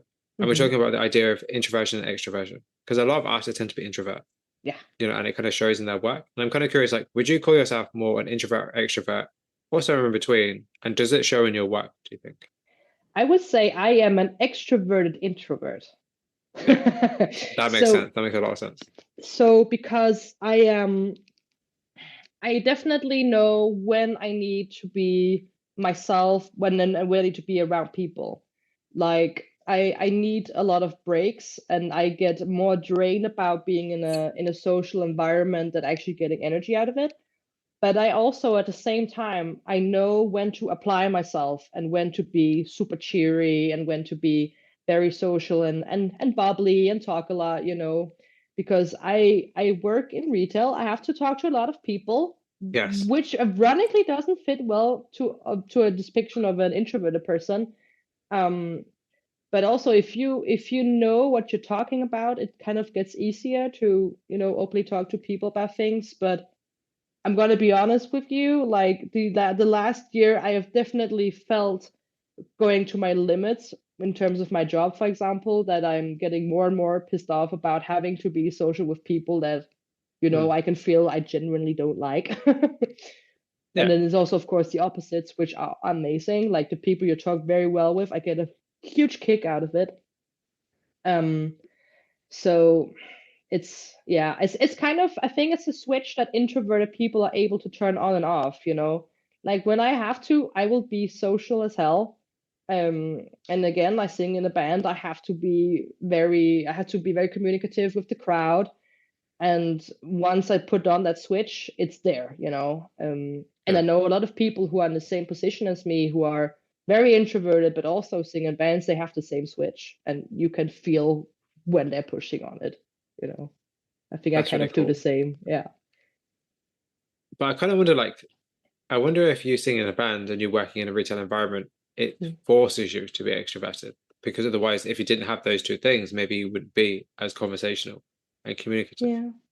I think, yeah, I think for sure it has definitely helped me. Working in retail has helped me becoming more able to talk to different people. But I want to think that also in high school I was always like the crazy art kid, like running around in the halls and like screaming or whatever.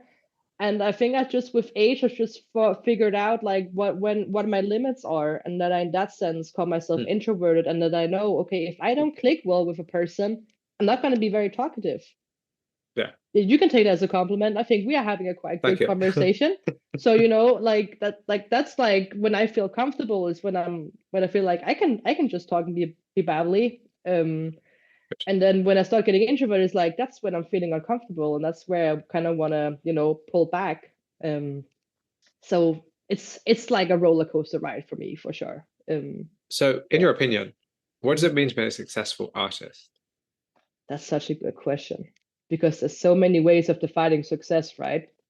Like for some people, success would be having a super like a big amount of followers. For some people, it's about maybe having been done a project that you're really proud of, that you've spent a lot of time doing. For other people, it's maybe having a cooperation with, I say, a collaboration with a big brand. I would say for me, being successful. would be achieving my own goals, whatever those may be.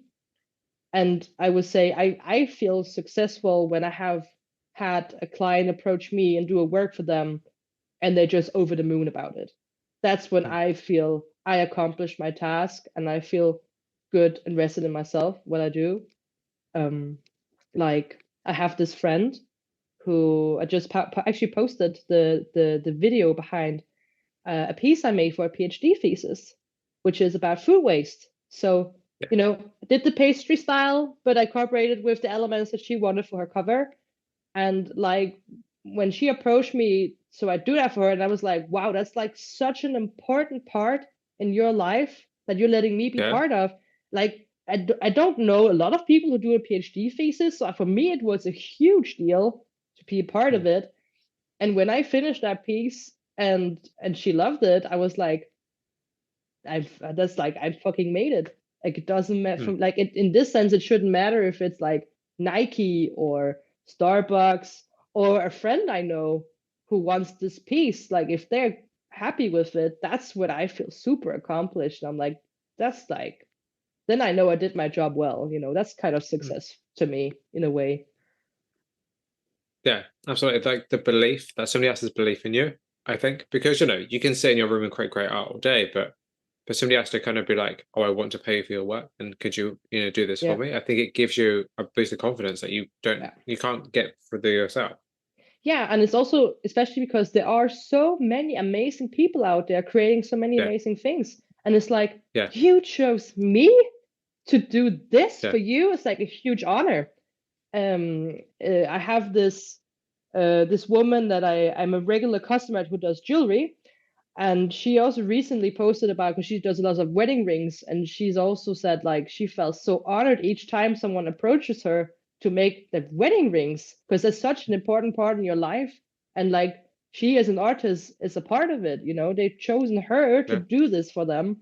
It's such a big deal. Like, and I think we should definitely cherish that way more. Like, I think it also takes a lot of, yeah, I don't want to say courage, but like people actually approaching you and asking you to do something for them. It can be like very like going over the line for some people because they'd like be, oh, what if she doesn't want to do it or whatever. Yeah, For me, it's just an amazing feeling, and it just makes me feel great. If you want to call that success, then yes, then that's being successful to me. But that's really cool though, actually. That's really sweet. yeah. I'm gonna So be a honest with question, you. Like, if I had more clients, we would do more yeah, regular stuff for us, so I could be a full-time artist. That would also be great. That would also be yeah, of success for course. You're not gonna me. say no to that. Yeah, You're not gonna say no to that. there's different ways to look at it, but yeah, but I think it's like take it in small steps for sure, Yeah, and just like you have to put it into perspective. Where are you at right now? And then yeah, say, okay, what absolutely. are you doing right now? Is that successful to you or is it not? You know? Yeah, 100%. Like you always have to sit and reevaluate what you're doing every like 6 months or so, or like every 3 months, every 6 months, and just take a look at what you're doing and kind of be like, am I enjoying this? Is this helpful? I completely agree with that. I think it's super helpful and super Yeah. healthy. But also, So again, I am not a full-time artist. I do yeah, this in my free time, so I always have to like put things in perspective. yeah, Like for example, I have been kind of been playing around with the idea of start to get an apprenticeship as a tattooer because it's mm, a field that really, really fascinates me. And I was thinking, maybe it's more accessible to people to do tattoos because maybe in some people's minds it's more affordable way to get art, and also it's a super popular thing to do. So maybe more approachable than doing illustrations. So in my mind, having people coming every day to get a tattoo would also be like that would be a successful part for me as well, which yeah, I would love to try, to be honest. But and it'd again, be like, steady as well. So yeah, yeah, totally. yeah, And I mean, I myself also have tattoos, and there's a lot of people that I know in that branch that I really look up to, and in my eyes, they're successful because they have people going to them to get a piece mm, of art, but if on their skin, it's gonna be there forever. Like that's also like that's what I know I made as an artist. When someone asked me to do that thing that is so permanent, that would also be like, then you made it. Then That's like the biggest compliment you can get as an artist for me. Yeah. Like that's a lot of trust involved in getting Of course, yeah, stuff no, inked in absolutely. your skin. Yeah. So yeah, that's all. That would also be a way for me to look at it for sure. Yeah. Yeah, definitely. I think and also because it's an interest as well. And also it's another medium as well, which is interesting. It's another Yeah. way that And I haven't tried you it, can and I create want new to try work. Exactly. it. There you go. Yeah. So a question for you that actually arose from a conversation with Mr. Ryan, which is funny. Ooh, And I the like question Mr. is, Ryan. and we were talking, or Circle Boys, I like to refer him to, which is funny. Yeah. Um, but we were talking ages ago about skills and personality of artists and kind of like which is more important. So the question for you is like, which is more important, the skill of the artist or the personality of the artist? So I kind of I kind of think that these two things go together, because if you are a person who really likes to paint and draw just for the sake of doing that, I want to say that the personality is more important, and you just like at ease with it, and you relax by doing it, or you feel some genuine joy. But I would say if you're a person like me who really likes to challenge themselves and use all these different kinds of mediums and just learning about stuff all the time, I think for me, skill is super important. And I think if you've kind of been trying to put emphasis on it, then your audience at some point will also expect a certain skill level from you, because it's kind of a part of your brand, you know? So I guess it really depends on who you are. But I also think at the end of the day, when an artwork captivates me by the personality, the style, the look of it, I think it will I will remember it more than the actual skill involved, to a certain extent, of course. But like, do you find it easy to show your personality online? I'm not, I'm, no, I don't think it's easy at all, because I'm not really a person who shows my face a lot on socials as well, because, there's always been insecurities of mine in that sense. And I kind of want to think that I'm a sort of silly person and like quite positive as well. And I guess one way it could show through my work is that I use a lot of color. I would say that is kind of like mirroring my personality a little bit, but not all of it, of course, because I'm really focusing a lot of what do I like stylistically. Do I want to work very abstract, very graphic? Do I want to be very detailed? And some days I'm more calm. I'm going to take myself more time to make it more detailed. Some other days I may be a little bit more ecstatic or a little bit stressed. So that could maybe also show a little bit in my drawings, like how well placed my pen strokes are, for example. Um, so I guess there's different ways to convey personality through a drawing. But I definitely want to think that it's the colors that mainly do it for me. Um, like I'm a big fan of kind of orange, teal, blue colors. I think it's a great, how you say, opposite in a way. Kind of also reflects on how I feel. Are there any colors that you would like to use that you don't already use? I don't think so, because I've always been reluctant to use earth colors, for example, because I just think they're so dull. I mean, I love it when I see it in a context that I haven't made. Don't get me wrong. But like That's just so honest. I love that because she's like, they're just dull. yeah, but when I see a person dressed in like an all beige outfit, I can be like, whoa, that looks really good on this person. But if I see it on myself, I will feel super boring. Says the person who always wears black, by the way. Like I should not be talking at all about this. But it just in my art pieces, it just doesn't Yeah. reflect anything of who I am. I just prefer to keep it super colorful and positive in a way. It kind of sometimes juxtapositions with my art, because when you draw a lot of animals and stuff, sometimes you might need to actually paint something that has these earth tones in it, like a Yeah. piece of wood or something. Yeah. That's when it gets challenging for me, because I don't really know how to pair it together. So that's always interesting to see how that works out. Yeah. That's funny. That's brilliant. That's absolutely brilliant. I mean, because you said like, that's the thing. I was thinking like if they're dull, but like, I'm thinking if you're painting animals, especially, they're gonna and you're painting like the environments in which they live, that's their life, which they live. It's gonna be like Yeah. earth tones. But I think that's really interesting though, actually, because Yeah. it's almost nice because like you have like a visual aesthetic for your brand. You have like a color scheme for your brand, and I think that's perfect Yeah. because it Hmm. it, it helps you out in any of your aspects. You know, when you create a website, you know exactly what colors you're going to use. You know, when you have a business Yeah. card, you know exactly what colors you're going to use. Like it's so thematic, it makes a lot of sense. And I think that's something that I actually think all artists should do is like find a color that they really like and have at least one color that's like individual to them or to like as a part of their work, or is like a motif in their work, you know, like a little bit of teal here and there. Like teal, I love teal, but like a little bit of teal here and there, you know, it Yeah. becomes a piece of like this image is Melanie's, you know, because it's got a bit of teal in, you know, even if it's like the Yeah. smallest corner, Exactly. you know. You might always find just a little bit of orange in there, Yeah, just a little bit. It's just my spirit color, spirit color. But Is that a yeah, thing? that's what I like to call it, Is that a thing? Spirit colors. I feel like I'm gonna Google this later. Actually, I feel like I should. Yeah, I mean, I've always called it that because orange is just such a happy and positive color. So, and I would like to think that like if someone had to describe me with a color, it would be orange or like a very warm yellow, something like I'm that. going to Google that later, and if there's anything into that, I'm going to be sending you a link later, being like, "Oh, take the That's quiz, take the brilliant. quiz to find your spirit color." I swear I used to do that. I swear I did something very similar when I was like in primary school, like a long time ago, and it was like, Yeah. choose what kind of color you are. Or whatever. I'm going to find that out later because I want to know. It's probably going to be grey because I'm from England.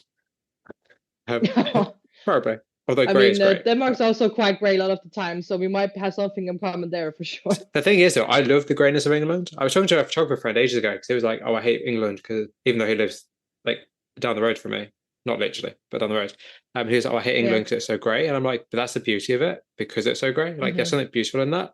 Like, I don't know, it's something to lean into. I don't know. I really want to create like a little photography book or magazine of my work, based on like the greyness of England, at some That would be point. really cool. I I'd don't know. love to see that. But I also think a lot of people here in Denmark, they're like, it's very funny because they always like, where's the sun? We want some warmth. Then like, but then as soon as like 5 days have passed with there's just sun, people come up to me and be like, you know what? I'm kind of missing all the gray clouds. It's so boring if it's only sun. And I really, really love summer and sun. I'm like, no, I just want a blue sky and a yellow sun. But I can really appreciate when you see these like dramatic landscapes with like a Yeah, tons of clouds. That's way more interesting to me than just yeah. the blue sky, Yeah, yeah, I agree. I love the sun. I'm such a sun fan. And I'm Mm, like, I'm always cold unless I'm standing in 20-degree direct sunlight. Otherwise, I'm cold.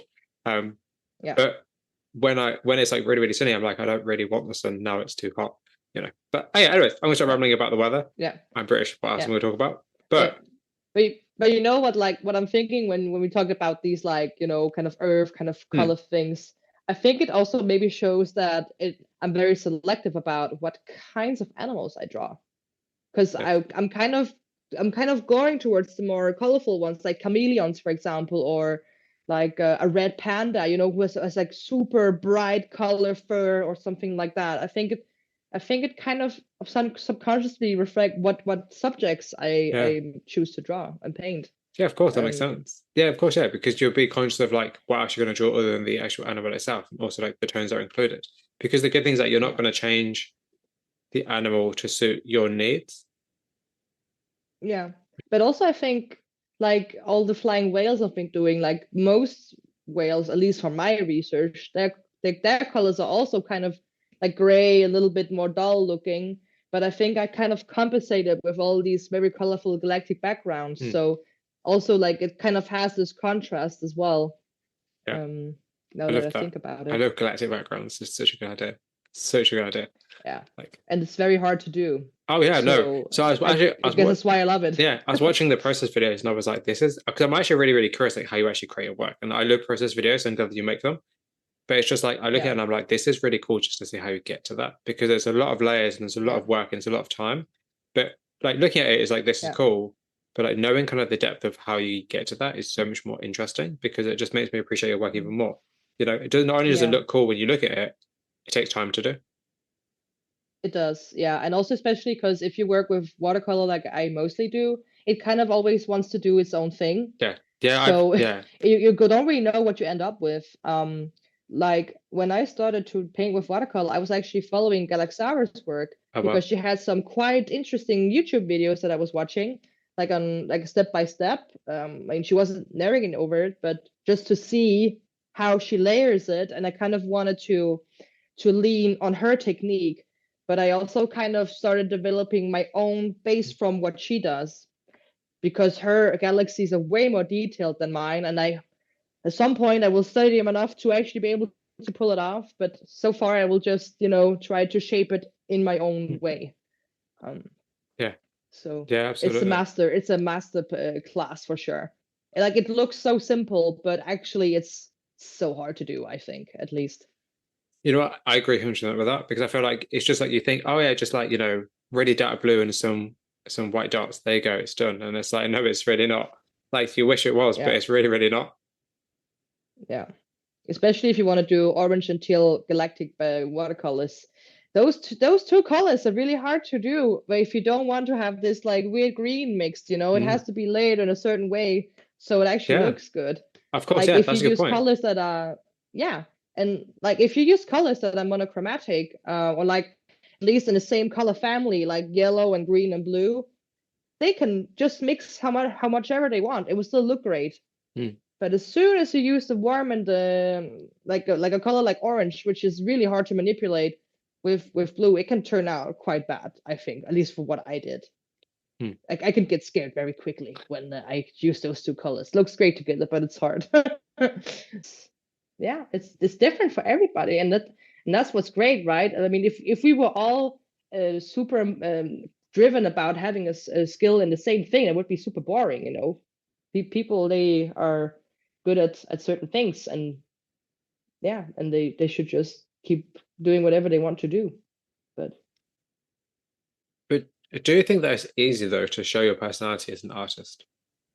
I think it's super hard, for sure. Um, Especially if I think about my own journey. I think I started. I think I wanted to say I feel like my style was super bland when I started. I was just copying comic books basically, Hmm. and trying like simple crosshatch techniques, and drawing a portrait. Like, it's for me it was nothing special. So, like, kind of developing my visual style helped me show my personality. And I think now, where I think about it, because my art is quite colorful, and I'd like to think I'm a quite positive person, and I like to, go to concerts and have fun. I think that kind of is reflecting a little bit in my art. Like, if I were to just do very simple, very straight line work and stuff, it would maybe show me that I'm more uptight person. I'm not sure. Um, Hmm. I think that's a super, super hard thing to convey, for sure. That's where I think music is a lot easier to show your personality through that than on a medium that is still, like, Yeah. because my paintings and my drawings don't move, so I think it's a bit harder to convey a personality. But I want to say I'm quite good at portraying a mood. At some point I was doing a series with when the Oh, wow. hit when they were at their worst, and I thought I was quite good at conveying like a message in the subject I was drawing, like the fear in an animal's eyes or whatever. But then my own personality would go more in the background, because it was about the story I'm telling. Like, that was more Yeah. important to me in that moment, if that makes any sense. Yeah. No, that does make sense. And that's a good idea in terms of like, I guess the amount of personality shown through an image will depend on obviously the end goal of that image as well. Yeah. Because if it's like personal work, it'll be very personal. If it's a commercial client-based work, it'll be for the client.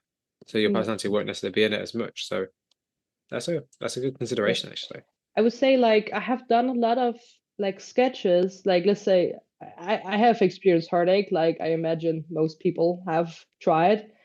And you would definitely be able to tell in my drawings when I would be upset. You would be able to tell in my drawings, because they Hmm. would be like very fastly sketched, very angry. Like, I can really appreciate when I can feel that kind of emotions through a person's drawings like that. And there's other times where I'm maybe more put together, and that also kind of shines through in my art. It's more polished, it's more detailed or whatever. So I think it's kind of nice that way to kind of see, okay, where's the person at right now in their life, you know? Yeah, that's actually a good point. Like your state of mind, like how that's reflected within the work itself. Yeah, Totally. like that's a good. I haven't thought about that actually. That's a good consideration. Mm. That's a very good But consideration actually. but I also think again, since I have this freedom of not having to put myself in a box, if I am in the mood of, drawing the most wild pen drawing where my arm just keeps on going like I'm in a having a stroke or something, I can do that. But maybe Yeah. other people like, I have to think about work and I have to finish this piece by tomorrow morning. They can't just be spontaneous maybe about it like the Hmm. same way I can. So that's like my privilege. So Yeah. it might shine through in other people more than others. Um, and I think also like let's say your subject was about um mental issues like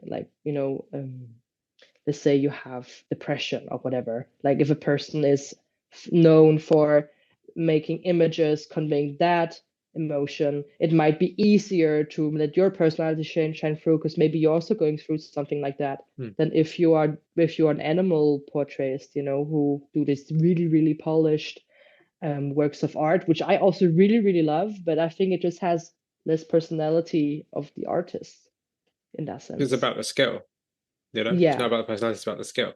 I yeah, think sometimes like hyper real work, like I love hyper real work. It's a really, really it's really visually interesting, but I think sometimes it can be like this is nice yeah, and that's it. yeah, Whereas in like something that's more fluid and that's more abstract and that's more kind of like as one of my older interviews suggested, is like the netherworld between the abstract and the real. Like that is yeah, much more interesting yeah, because you have to decipher it yourself as a viewer. It's not given to you. yeah. You know, the yeah, I don't know. I think that is interesting. Unresolved images are the best. But I was about to give you the same example because, like, the way I feel about hyperrealism is, of course, I am super impressed by the Yeah. skill, but at the same time, and you can hate me for saying this, but anyone can do it because it's an Hmm. acquired skill. If you keep practicing and practicing and practicing, eventually, basically every person in the world will be able to do hyperrealistic drawings because there's a certain way to do Yeah. it. But Yeah. conveying That's the always look at emotion it. is so much harder, and that's way more Hmm. impressive to me. That's also why, like, abstract art for me is so much harder to do because you have to approach things very, very differently, and there's not one way to do it right. There's so many ways of Hmm. approaching it. Um, and I'm just not that impressed anymore by hyperrealism. It's just like it just looks like a picture, and that to me can be quite boring. Yeah, that Yeah. is Fair enough. definitely my opinion on that stuff. But again, I can be super, super impressed, but at the same time I can Hmm. also be very bored by it. Yeah, I agree with that. I think yeah, I agree. I do agree with that, but I also am like there are a lot of artists that I know who create hyper real work, especially like landscapes that I just love. They're just gorgeous, particularly Mm, like cityscapes and yeah, urban environments at night. Like, yeah, absolutely, I'm a huge sucker. Give me like the streets at night. I'm a huge sucker for that kind of imagery. yeah. So, like, absolutely. Have you ever heard of So an artist called Chuck Close? of course, yes. Who Yeah, hasn't yeah, heard yeah. of Chuck Close? Of Like the course. way he did hyperrealism, mind Yeah, blowing. Especially the yeah, portrait he did with the fingerprints of the old lady, yeah, because that was a very, very different approach to hyperrealism. I'm like, think that's what I want to see. Like think of it in a new way. Just like, yeah, yeah, that's what I yeah. Of love course, that. yeah, yeah. Challenge me with that. I'd love to Absolutely. see it. So I have two questions here. It's meant to be one, but I've got two questions here for you from the last person I interviewed. A really, really, really great artist called Carl Beasley. Hmm. And his first question for you is actually you're a great person to ask as well. Is do you think that art that is more political is more important than art that is maybe more abstract or atmospheric? Okay, so I have tried to think a little bit about that question because there's also something I think about a lot with music. Hmm. Political Oh, music versus like music which is about feelings, or like let's say shoegaze music is about the sound, yeah. doing a certain way. I want to say these things are so, so different. Also in terms of art, it's hard to compare them. If it's super important to you to convey a political message, if it's important to you to get your idea of a certain topic out, and you kind of communicate that visually with audio in a catchy way, I'm totally into that. If you're doing something a song which is about nothing, it's just noises, but that can also captivate me. It's just two words that are so far away from each other. It's kind of impossible for me to say what is more important. I think they have Yeah. their equal place in the world. It's just different topics that we should all think about. It's I love both of these, honestly. Love stuff that had lots of meaning behind, also like stuff that's just visually pleasing to look at. Yeah. And Or like yeah. sonically pleasing to listen to. Like, yeah, sometimes Oh you yeah. just need the sounds. You don't need the Yeah. lyrics, you just need sounds. Like, Yes. absolutely. Like Definitely. I make very amateur beats, so I'm very much into like sounds. Sounds are great. Just like even if you Mm, walk outside in the world, just like hearing stuff is cool. yeah. So I think we take sound for granted so much as well. Oh We don't yes. think about it. I don't think we think about it often enough because we think we're bombarded all the time. But sound is so Mm, interesting and important. I don't know. yeah. It's bizarre. I don't even think no, it's not bizarre. I think it's like I think it's natural also to seek out, okay, what is this giving me emotionally? Just like we talk about abstract art, I'm looking at this. What does it tell me? And it's the same with Mm. music. Like if I have to send you a link to like probably my favorite album of all time by a band called A Place to Bury Strangers. It's called Exploding Head, and it's kind of Okay. a noise rock band, and like it's an album about heartache, and you can just hear the sounds they make with their guitars. It's super distorted, and it's almost like it's tearing each other apart, and that's the feeling they convey with that album about this heartache. That's how you feel often wise when you are going through heartache.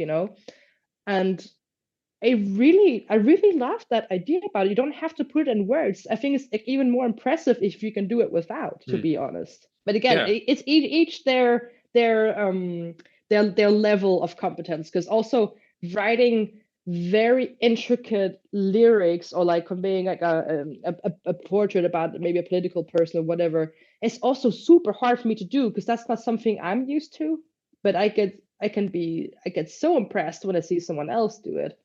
um uh, yeah, just people who do things very differently than I do, like thinking in different ways than I do, it's always impressive to me. Like it's like, oh, these people really know what they're doing. It's super smart. um so I don't think it's bizarre. Each thing has their level of greatness, I would say, for sure. Well, that's actually a great answer because you are right. When you think about it, like you can't really compare them because they are so different and they serve Hmm. different purposes. Yeah. That's the thing. They Yeah, have different. It's like asking, which band is better. It's like they serve different purposes. they They may do. sound similar, but they serve different purposes Yeah. to different people. I But just had the yeah, conversation yesterday with a friend because we were talking about like because she didn't really know what kind of music I was doing, and I told her it was just like silly stuff, and I'm like, when you hear a band like Fever 333 or Rage Against the Machine who are super political, like we have the same rage, but our music is about silly stuff. It's about doing the dishes. And she was like, yeah, it can be kind of annoying, I guess, when people doing super political music. I'm like, no, if that's what you're passionate about, then do mm, that. You might not be like I would say in the same lane what your ideology is than that band, but if they have a message they want to convey, whether that be with the way they play the music or with the words that they use, there's different ways of doing it, and I can appreciate both ways. yeah, absolutely. That Mm. makes sense. I think that's what I like though. Like you're very open-minded, and I think that's very important as well because not everybody is going to be as open-minded and be like, yeah, I like this, or like I'll give this a try, or like, oh, actually, because a lot of people are very if somebody does something different to them, rather than intriguing them, they're just like, oh, okay, I don't understand it.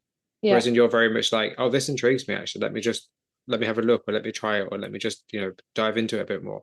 And I like Yeah. that. I think that's really clever. I think that would also set you apart from a lot of people in terms of Yeah. what you're willing to do, in terms of willing to learn. Because if you're willing to learn stuff you don't know because you're like, I just don't know it, I don't know. Yeah. I think that opens the gates to a lot of good possibilities for you. Yeah, I think that a lot of people are also afraid to just say, I don't know what you're talking about. Like if Yeah. okay, again, Oh I'm gonna yeah. make a lot of music references because that's like the crowd I go with a lot. It's a lot of gatekeepers as well. And I am the person who, for example, got very late into metal. Like I think I was like 22. I'm 28 now. I was 22 when I started listening to metal.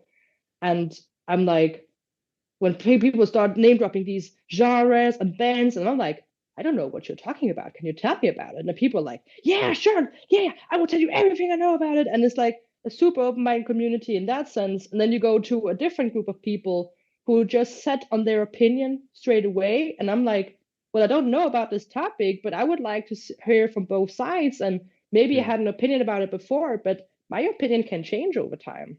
And Oh yeah. and that's kind of also what when we talked earlier about I don't feel like I'm that opinionated a person because I just keep taking in all the information I get from different sides. I mean, there's of course some topics that I am very opinionated about. I mean, don't get me wrong, but there's Yeah. some things if I don't know enough about a topic, I'm not gonna stand there and state an opinion because I'm like, I don't know what I'm talking about. I would rather just gather the information, you know? Yeah. Yeah. That's that's a good idea though, to be honest. A lot of people don't do that. That's a problem. Exactly. It's just people like, pretending they know everything and you want to Yeah. be better than you instead of just being curious and be like, okay, no, let me actually hear about something, this topic that I don't know anything about, instead of just stating a stupid opinion nobody cares about. Like, Right, so I have three more questions for you, so it won't be too long. yeah, Uh, yeah, four yeah, more yeah. questions technically, but technically five, but let's say four. So I have four more questions for you. So the Yes. second question from Mr. Carl is, what do you have on your walls at home? And if you collect art, is it similar to the art that you create? Oh, I'd love that question because I am very passionate about the things I have on my walls. I want to say that I am genuinely very excited about animals. Yeah. I draw animals a lot myself, so you can definitely tell in my home there's animals everywhere. I love them. Style wise, I would say they differ quite a lot from what I do, especially like medium wise. I have one lino cut that I'm particularly fond of by a Danish artist called Karin Rüder, and it's just super like magical. It's detailed but yet abstract, and Um, it's just very different style for what I do. And but in general, it's also it's again the things with it's fascinating to me when people do art very differently from what I do. That fascinates me a lot. Like I would also like to have more embroidery in my home because that's also cool. something that I have not touched, but I'm super fascinated with, or like tapestry or tufting. I don't know if that's what you call in English as well, but when you do carpets, that kind of I thing. don't know. I don't know what the word for that is. No, I'm not sure. It might be. Yeah, it might be the word. We call it tufting in Danish, but it's basically like the way you use fabric to make like a carpet, but you hang it on the wall, so it's like a kind of carpet sculpture. I'll Yeah, send you a link. yeah. It's a Some of great like, Danish artist I can show you there. Like so in a way it kind of resonates a lot with what I do. It's also very colorful what I have on my walls. But like technical skills wise, it's maybe quite different from what I do. It's very mixed. And I praise myself as well on trying to collect as much original artwork as possible. So like I usually, unless it's stickers, like printed from a computer digitally, it's kind of something I want to avoid. Also in yeah, terms of how long it lasts, like exposure to light and stuff. So I prefer having original artworks. And since I am very blessed to have many amazing art friends in my community, we kind of trade artworks. that's cool. So I I happen to have quite a lot of original stuff, which is amazing. Um, so that's yeah. I don't know if does that answer your Yeah, of course question? it does. Or Absolutely. That's cool though. yeah. I love the idea of Okay. trading art. I think trading art is such a cool idea. Such a good idea. I love it. I mean, one of my best friends, I have like five or six of her art pieces in my home. And like I met her on Instagram, and it was because she wanted to trade an art piece that we became like best friends. That's a good idea. She just happened to live in Denmark as well. It's That's like, yeah, perfect. See, perfect. Yeah, particularly in person trading as well, or like when you get to actually meet these yeah, people. I think that's such a great kind of benefit of being able to talk to people and creating community. Because yeah, I think that's the best thing, to be honest. There's just something magical about that. I think it's very magical. Because then every time you see this piece of work, you remember the person and you remember like this. It has so many yeah. memories. You know. Exactly. It establishes a connection and it establishes like it has history. Whereas if I buy a print online for a person I don't know, it just doesn't have as much emotional value to me. Like I might be over the moon about how it looks like, but it doesn't top something you have a emotional connection to Yes, at all. that's true. I just bought a print from a very good photographer friend who is the reason that I do photography now, the way I do it. So it's really Oh, cool. Um, oh, that's I great. got it today and I'm really excited. I need to buy a frame for it, but it's going to go right in front of me, so I get to see it all the time. Even though Of I course. said I was Yeah. not going to put anything on this wall because I've got stuff on this wall here and I've got stuff in that wall there. And I'm like, I'm not can't put any more up here, and I'm gonna buy. I originally not going to buy next as well, which is not good. I need to stop because I'm buying too much art. I was going to talk to so many artists, and I talk to them. I'm like, oh, I really want a piece of your work. So, Yeah. But there's not such thing as too much art well, ever. well, looking at my walls now, the kind of it's getting to a point where I'm like, I need to stop just because I'm not actually meant to hang anything up on my walls.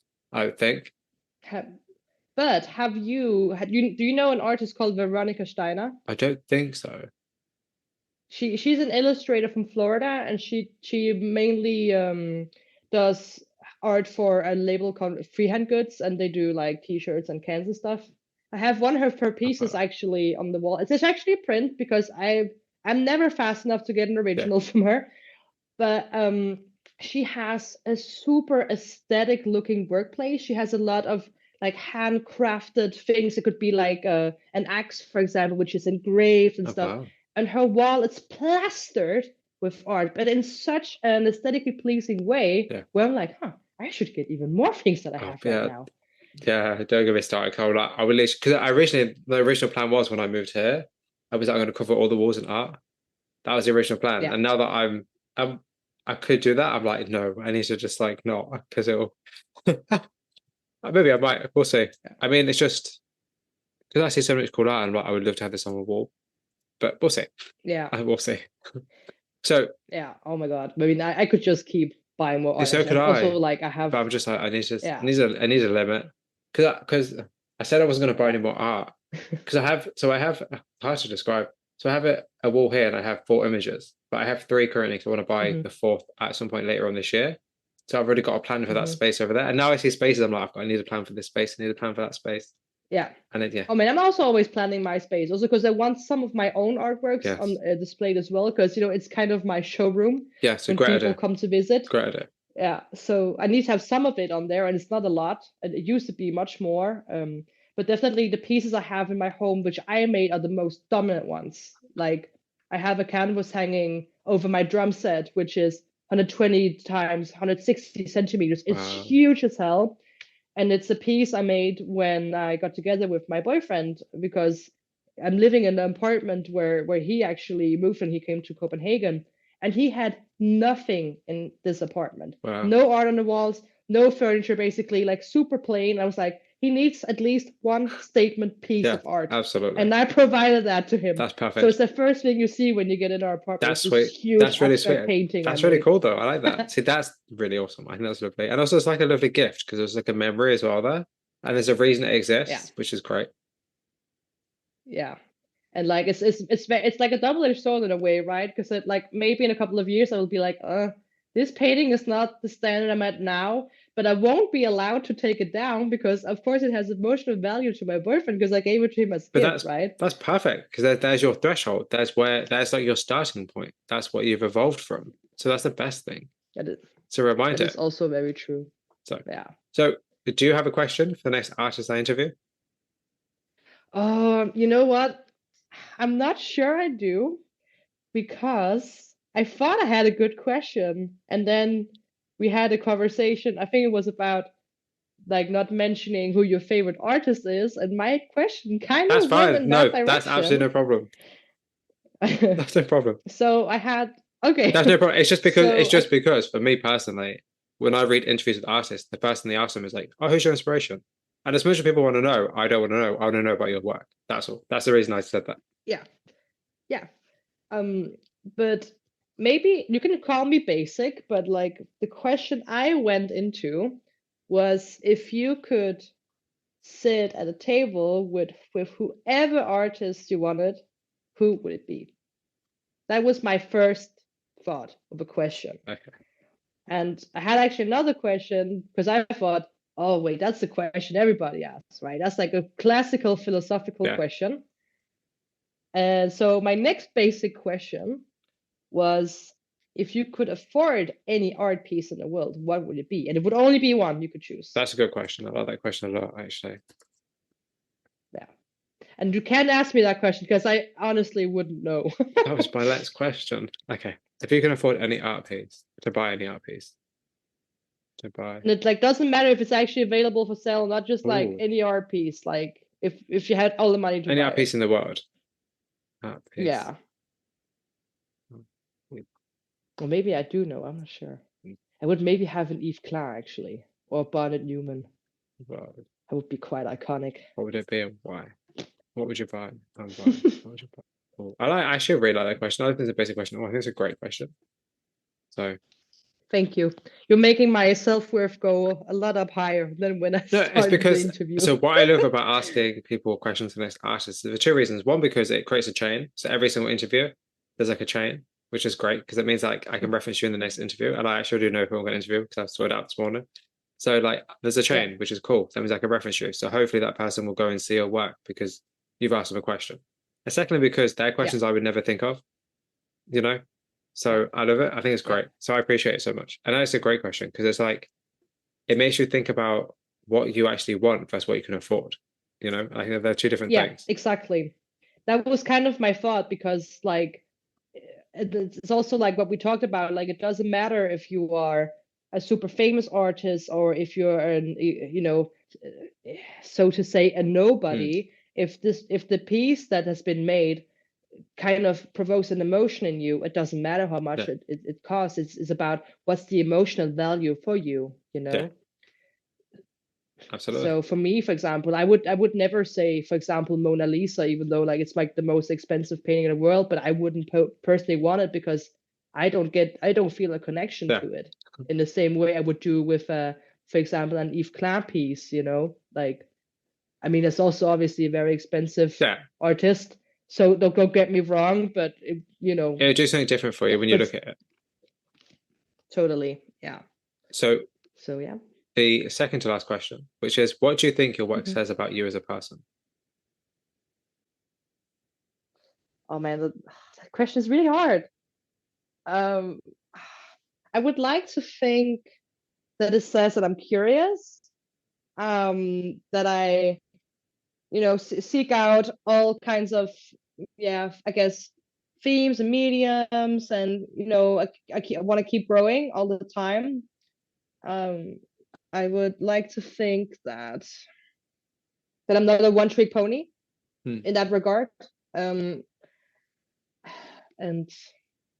I would hope to think that people might perceive me as a happy, positive, kind of person, and open-minded in a way as well, including. But yeah, but also for me, it's also kind of, it's very good question because I'm like, I don't really know what people think in that sense when they look at my work, so I'm not really sure what I think in that sense, what it conveys. But I would just like to think that people think I'm a little bit funny as well, like you know, Space Street. It's kind of weird, kind of fun. Where's with Wings? That's kind of weird as well, like that. But it's also thought-provoking as well. Yeah, it's thought-provoking as well, though, because it's like, it's not something you see every day. Yeah. So it's kind of, it's nice because it's just like, it makes you question, like, why is this important to this person? Hence me kind of wanting to ask you questions. It's like, I'm always like, well, why? Why have space? Why have space pastries? You know, why have whales with wings? Like, why are these themes and subject matters important to you? You know, like, I think that's what interests me when it comes to like interviewing people. Because it's just like, you look at somebody's work and you're like, who is this person? And I think your work is a good example of like, it's cool enough that you can kind of get a gist of who you are, but it's also mysterious enough that you need to kind of dig deeper.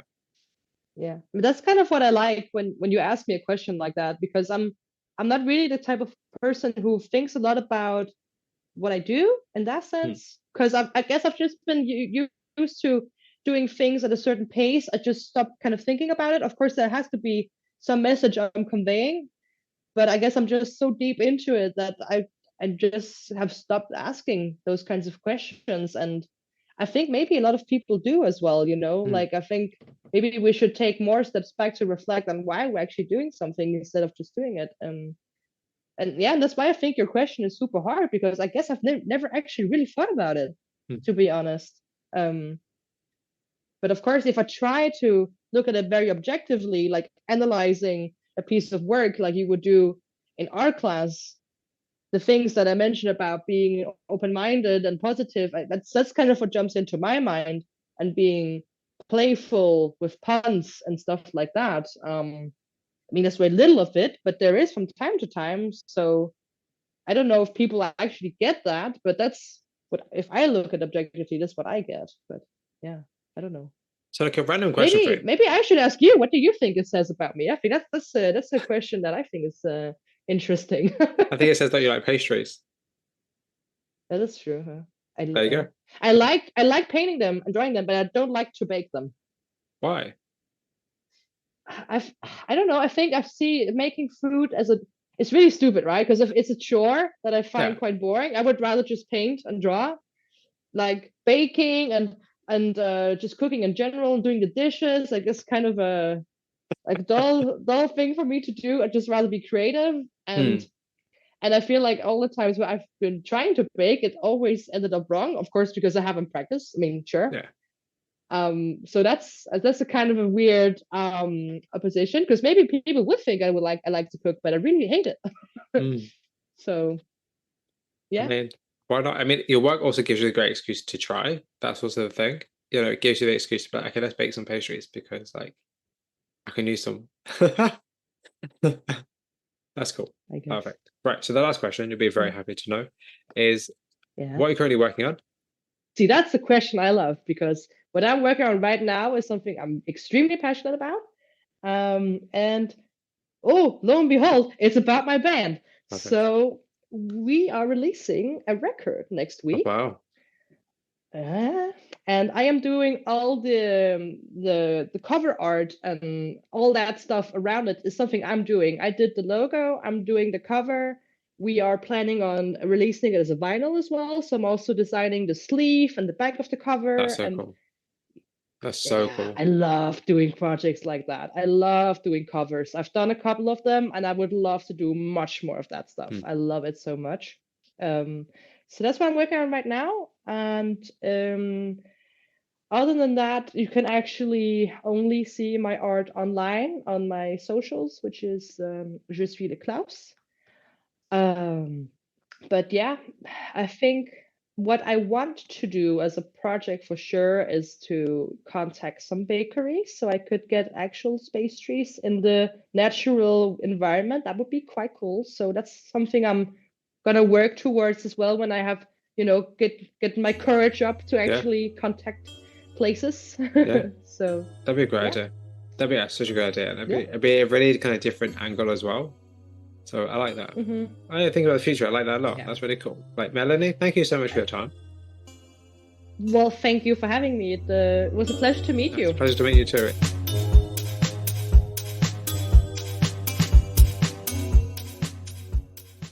That concludes my conversation with Melanie Herskind, aka Klaus. Thank you very much for listening. If you have any questions or comments about it, please send me an email at theflyingthroughbowl@gmail.com or get in touch via social media sites such as Instagram and Twitter. The Flying Through Bowl podcast can be found on a variety of platforms such as Spotify, YouTube, and Apple Music. And if you like the show, please consider rating, reviewing, sharing, or subscribing on any of those to help spread the word. Also, don't forget to check out theflyingthroughbowl.co.uk for daily art inspiration. And if you're a creative, please get in touch for a chance to be featured or interviewed. We now also have a Patreon page if you're interested in supporting the platform further. Tiers up from £1, and more information on what rewards you get can be found over at patreon.com/theflyingthroughbowl. Additionally, if monthly donations are not your thing, we also have a PayPal. I'll include a link to that PayPal in the show notes. Once again, thank you very much for listening today. Until next time, folks, please stay safe.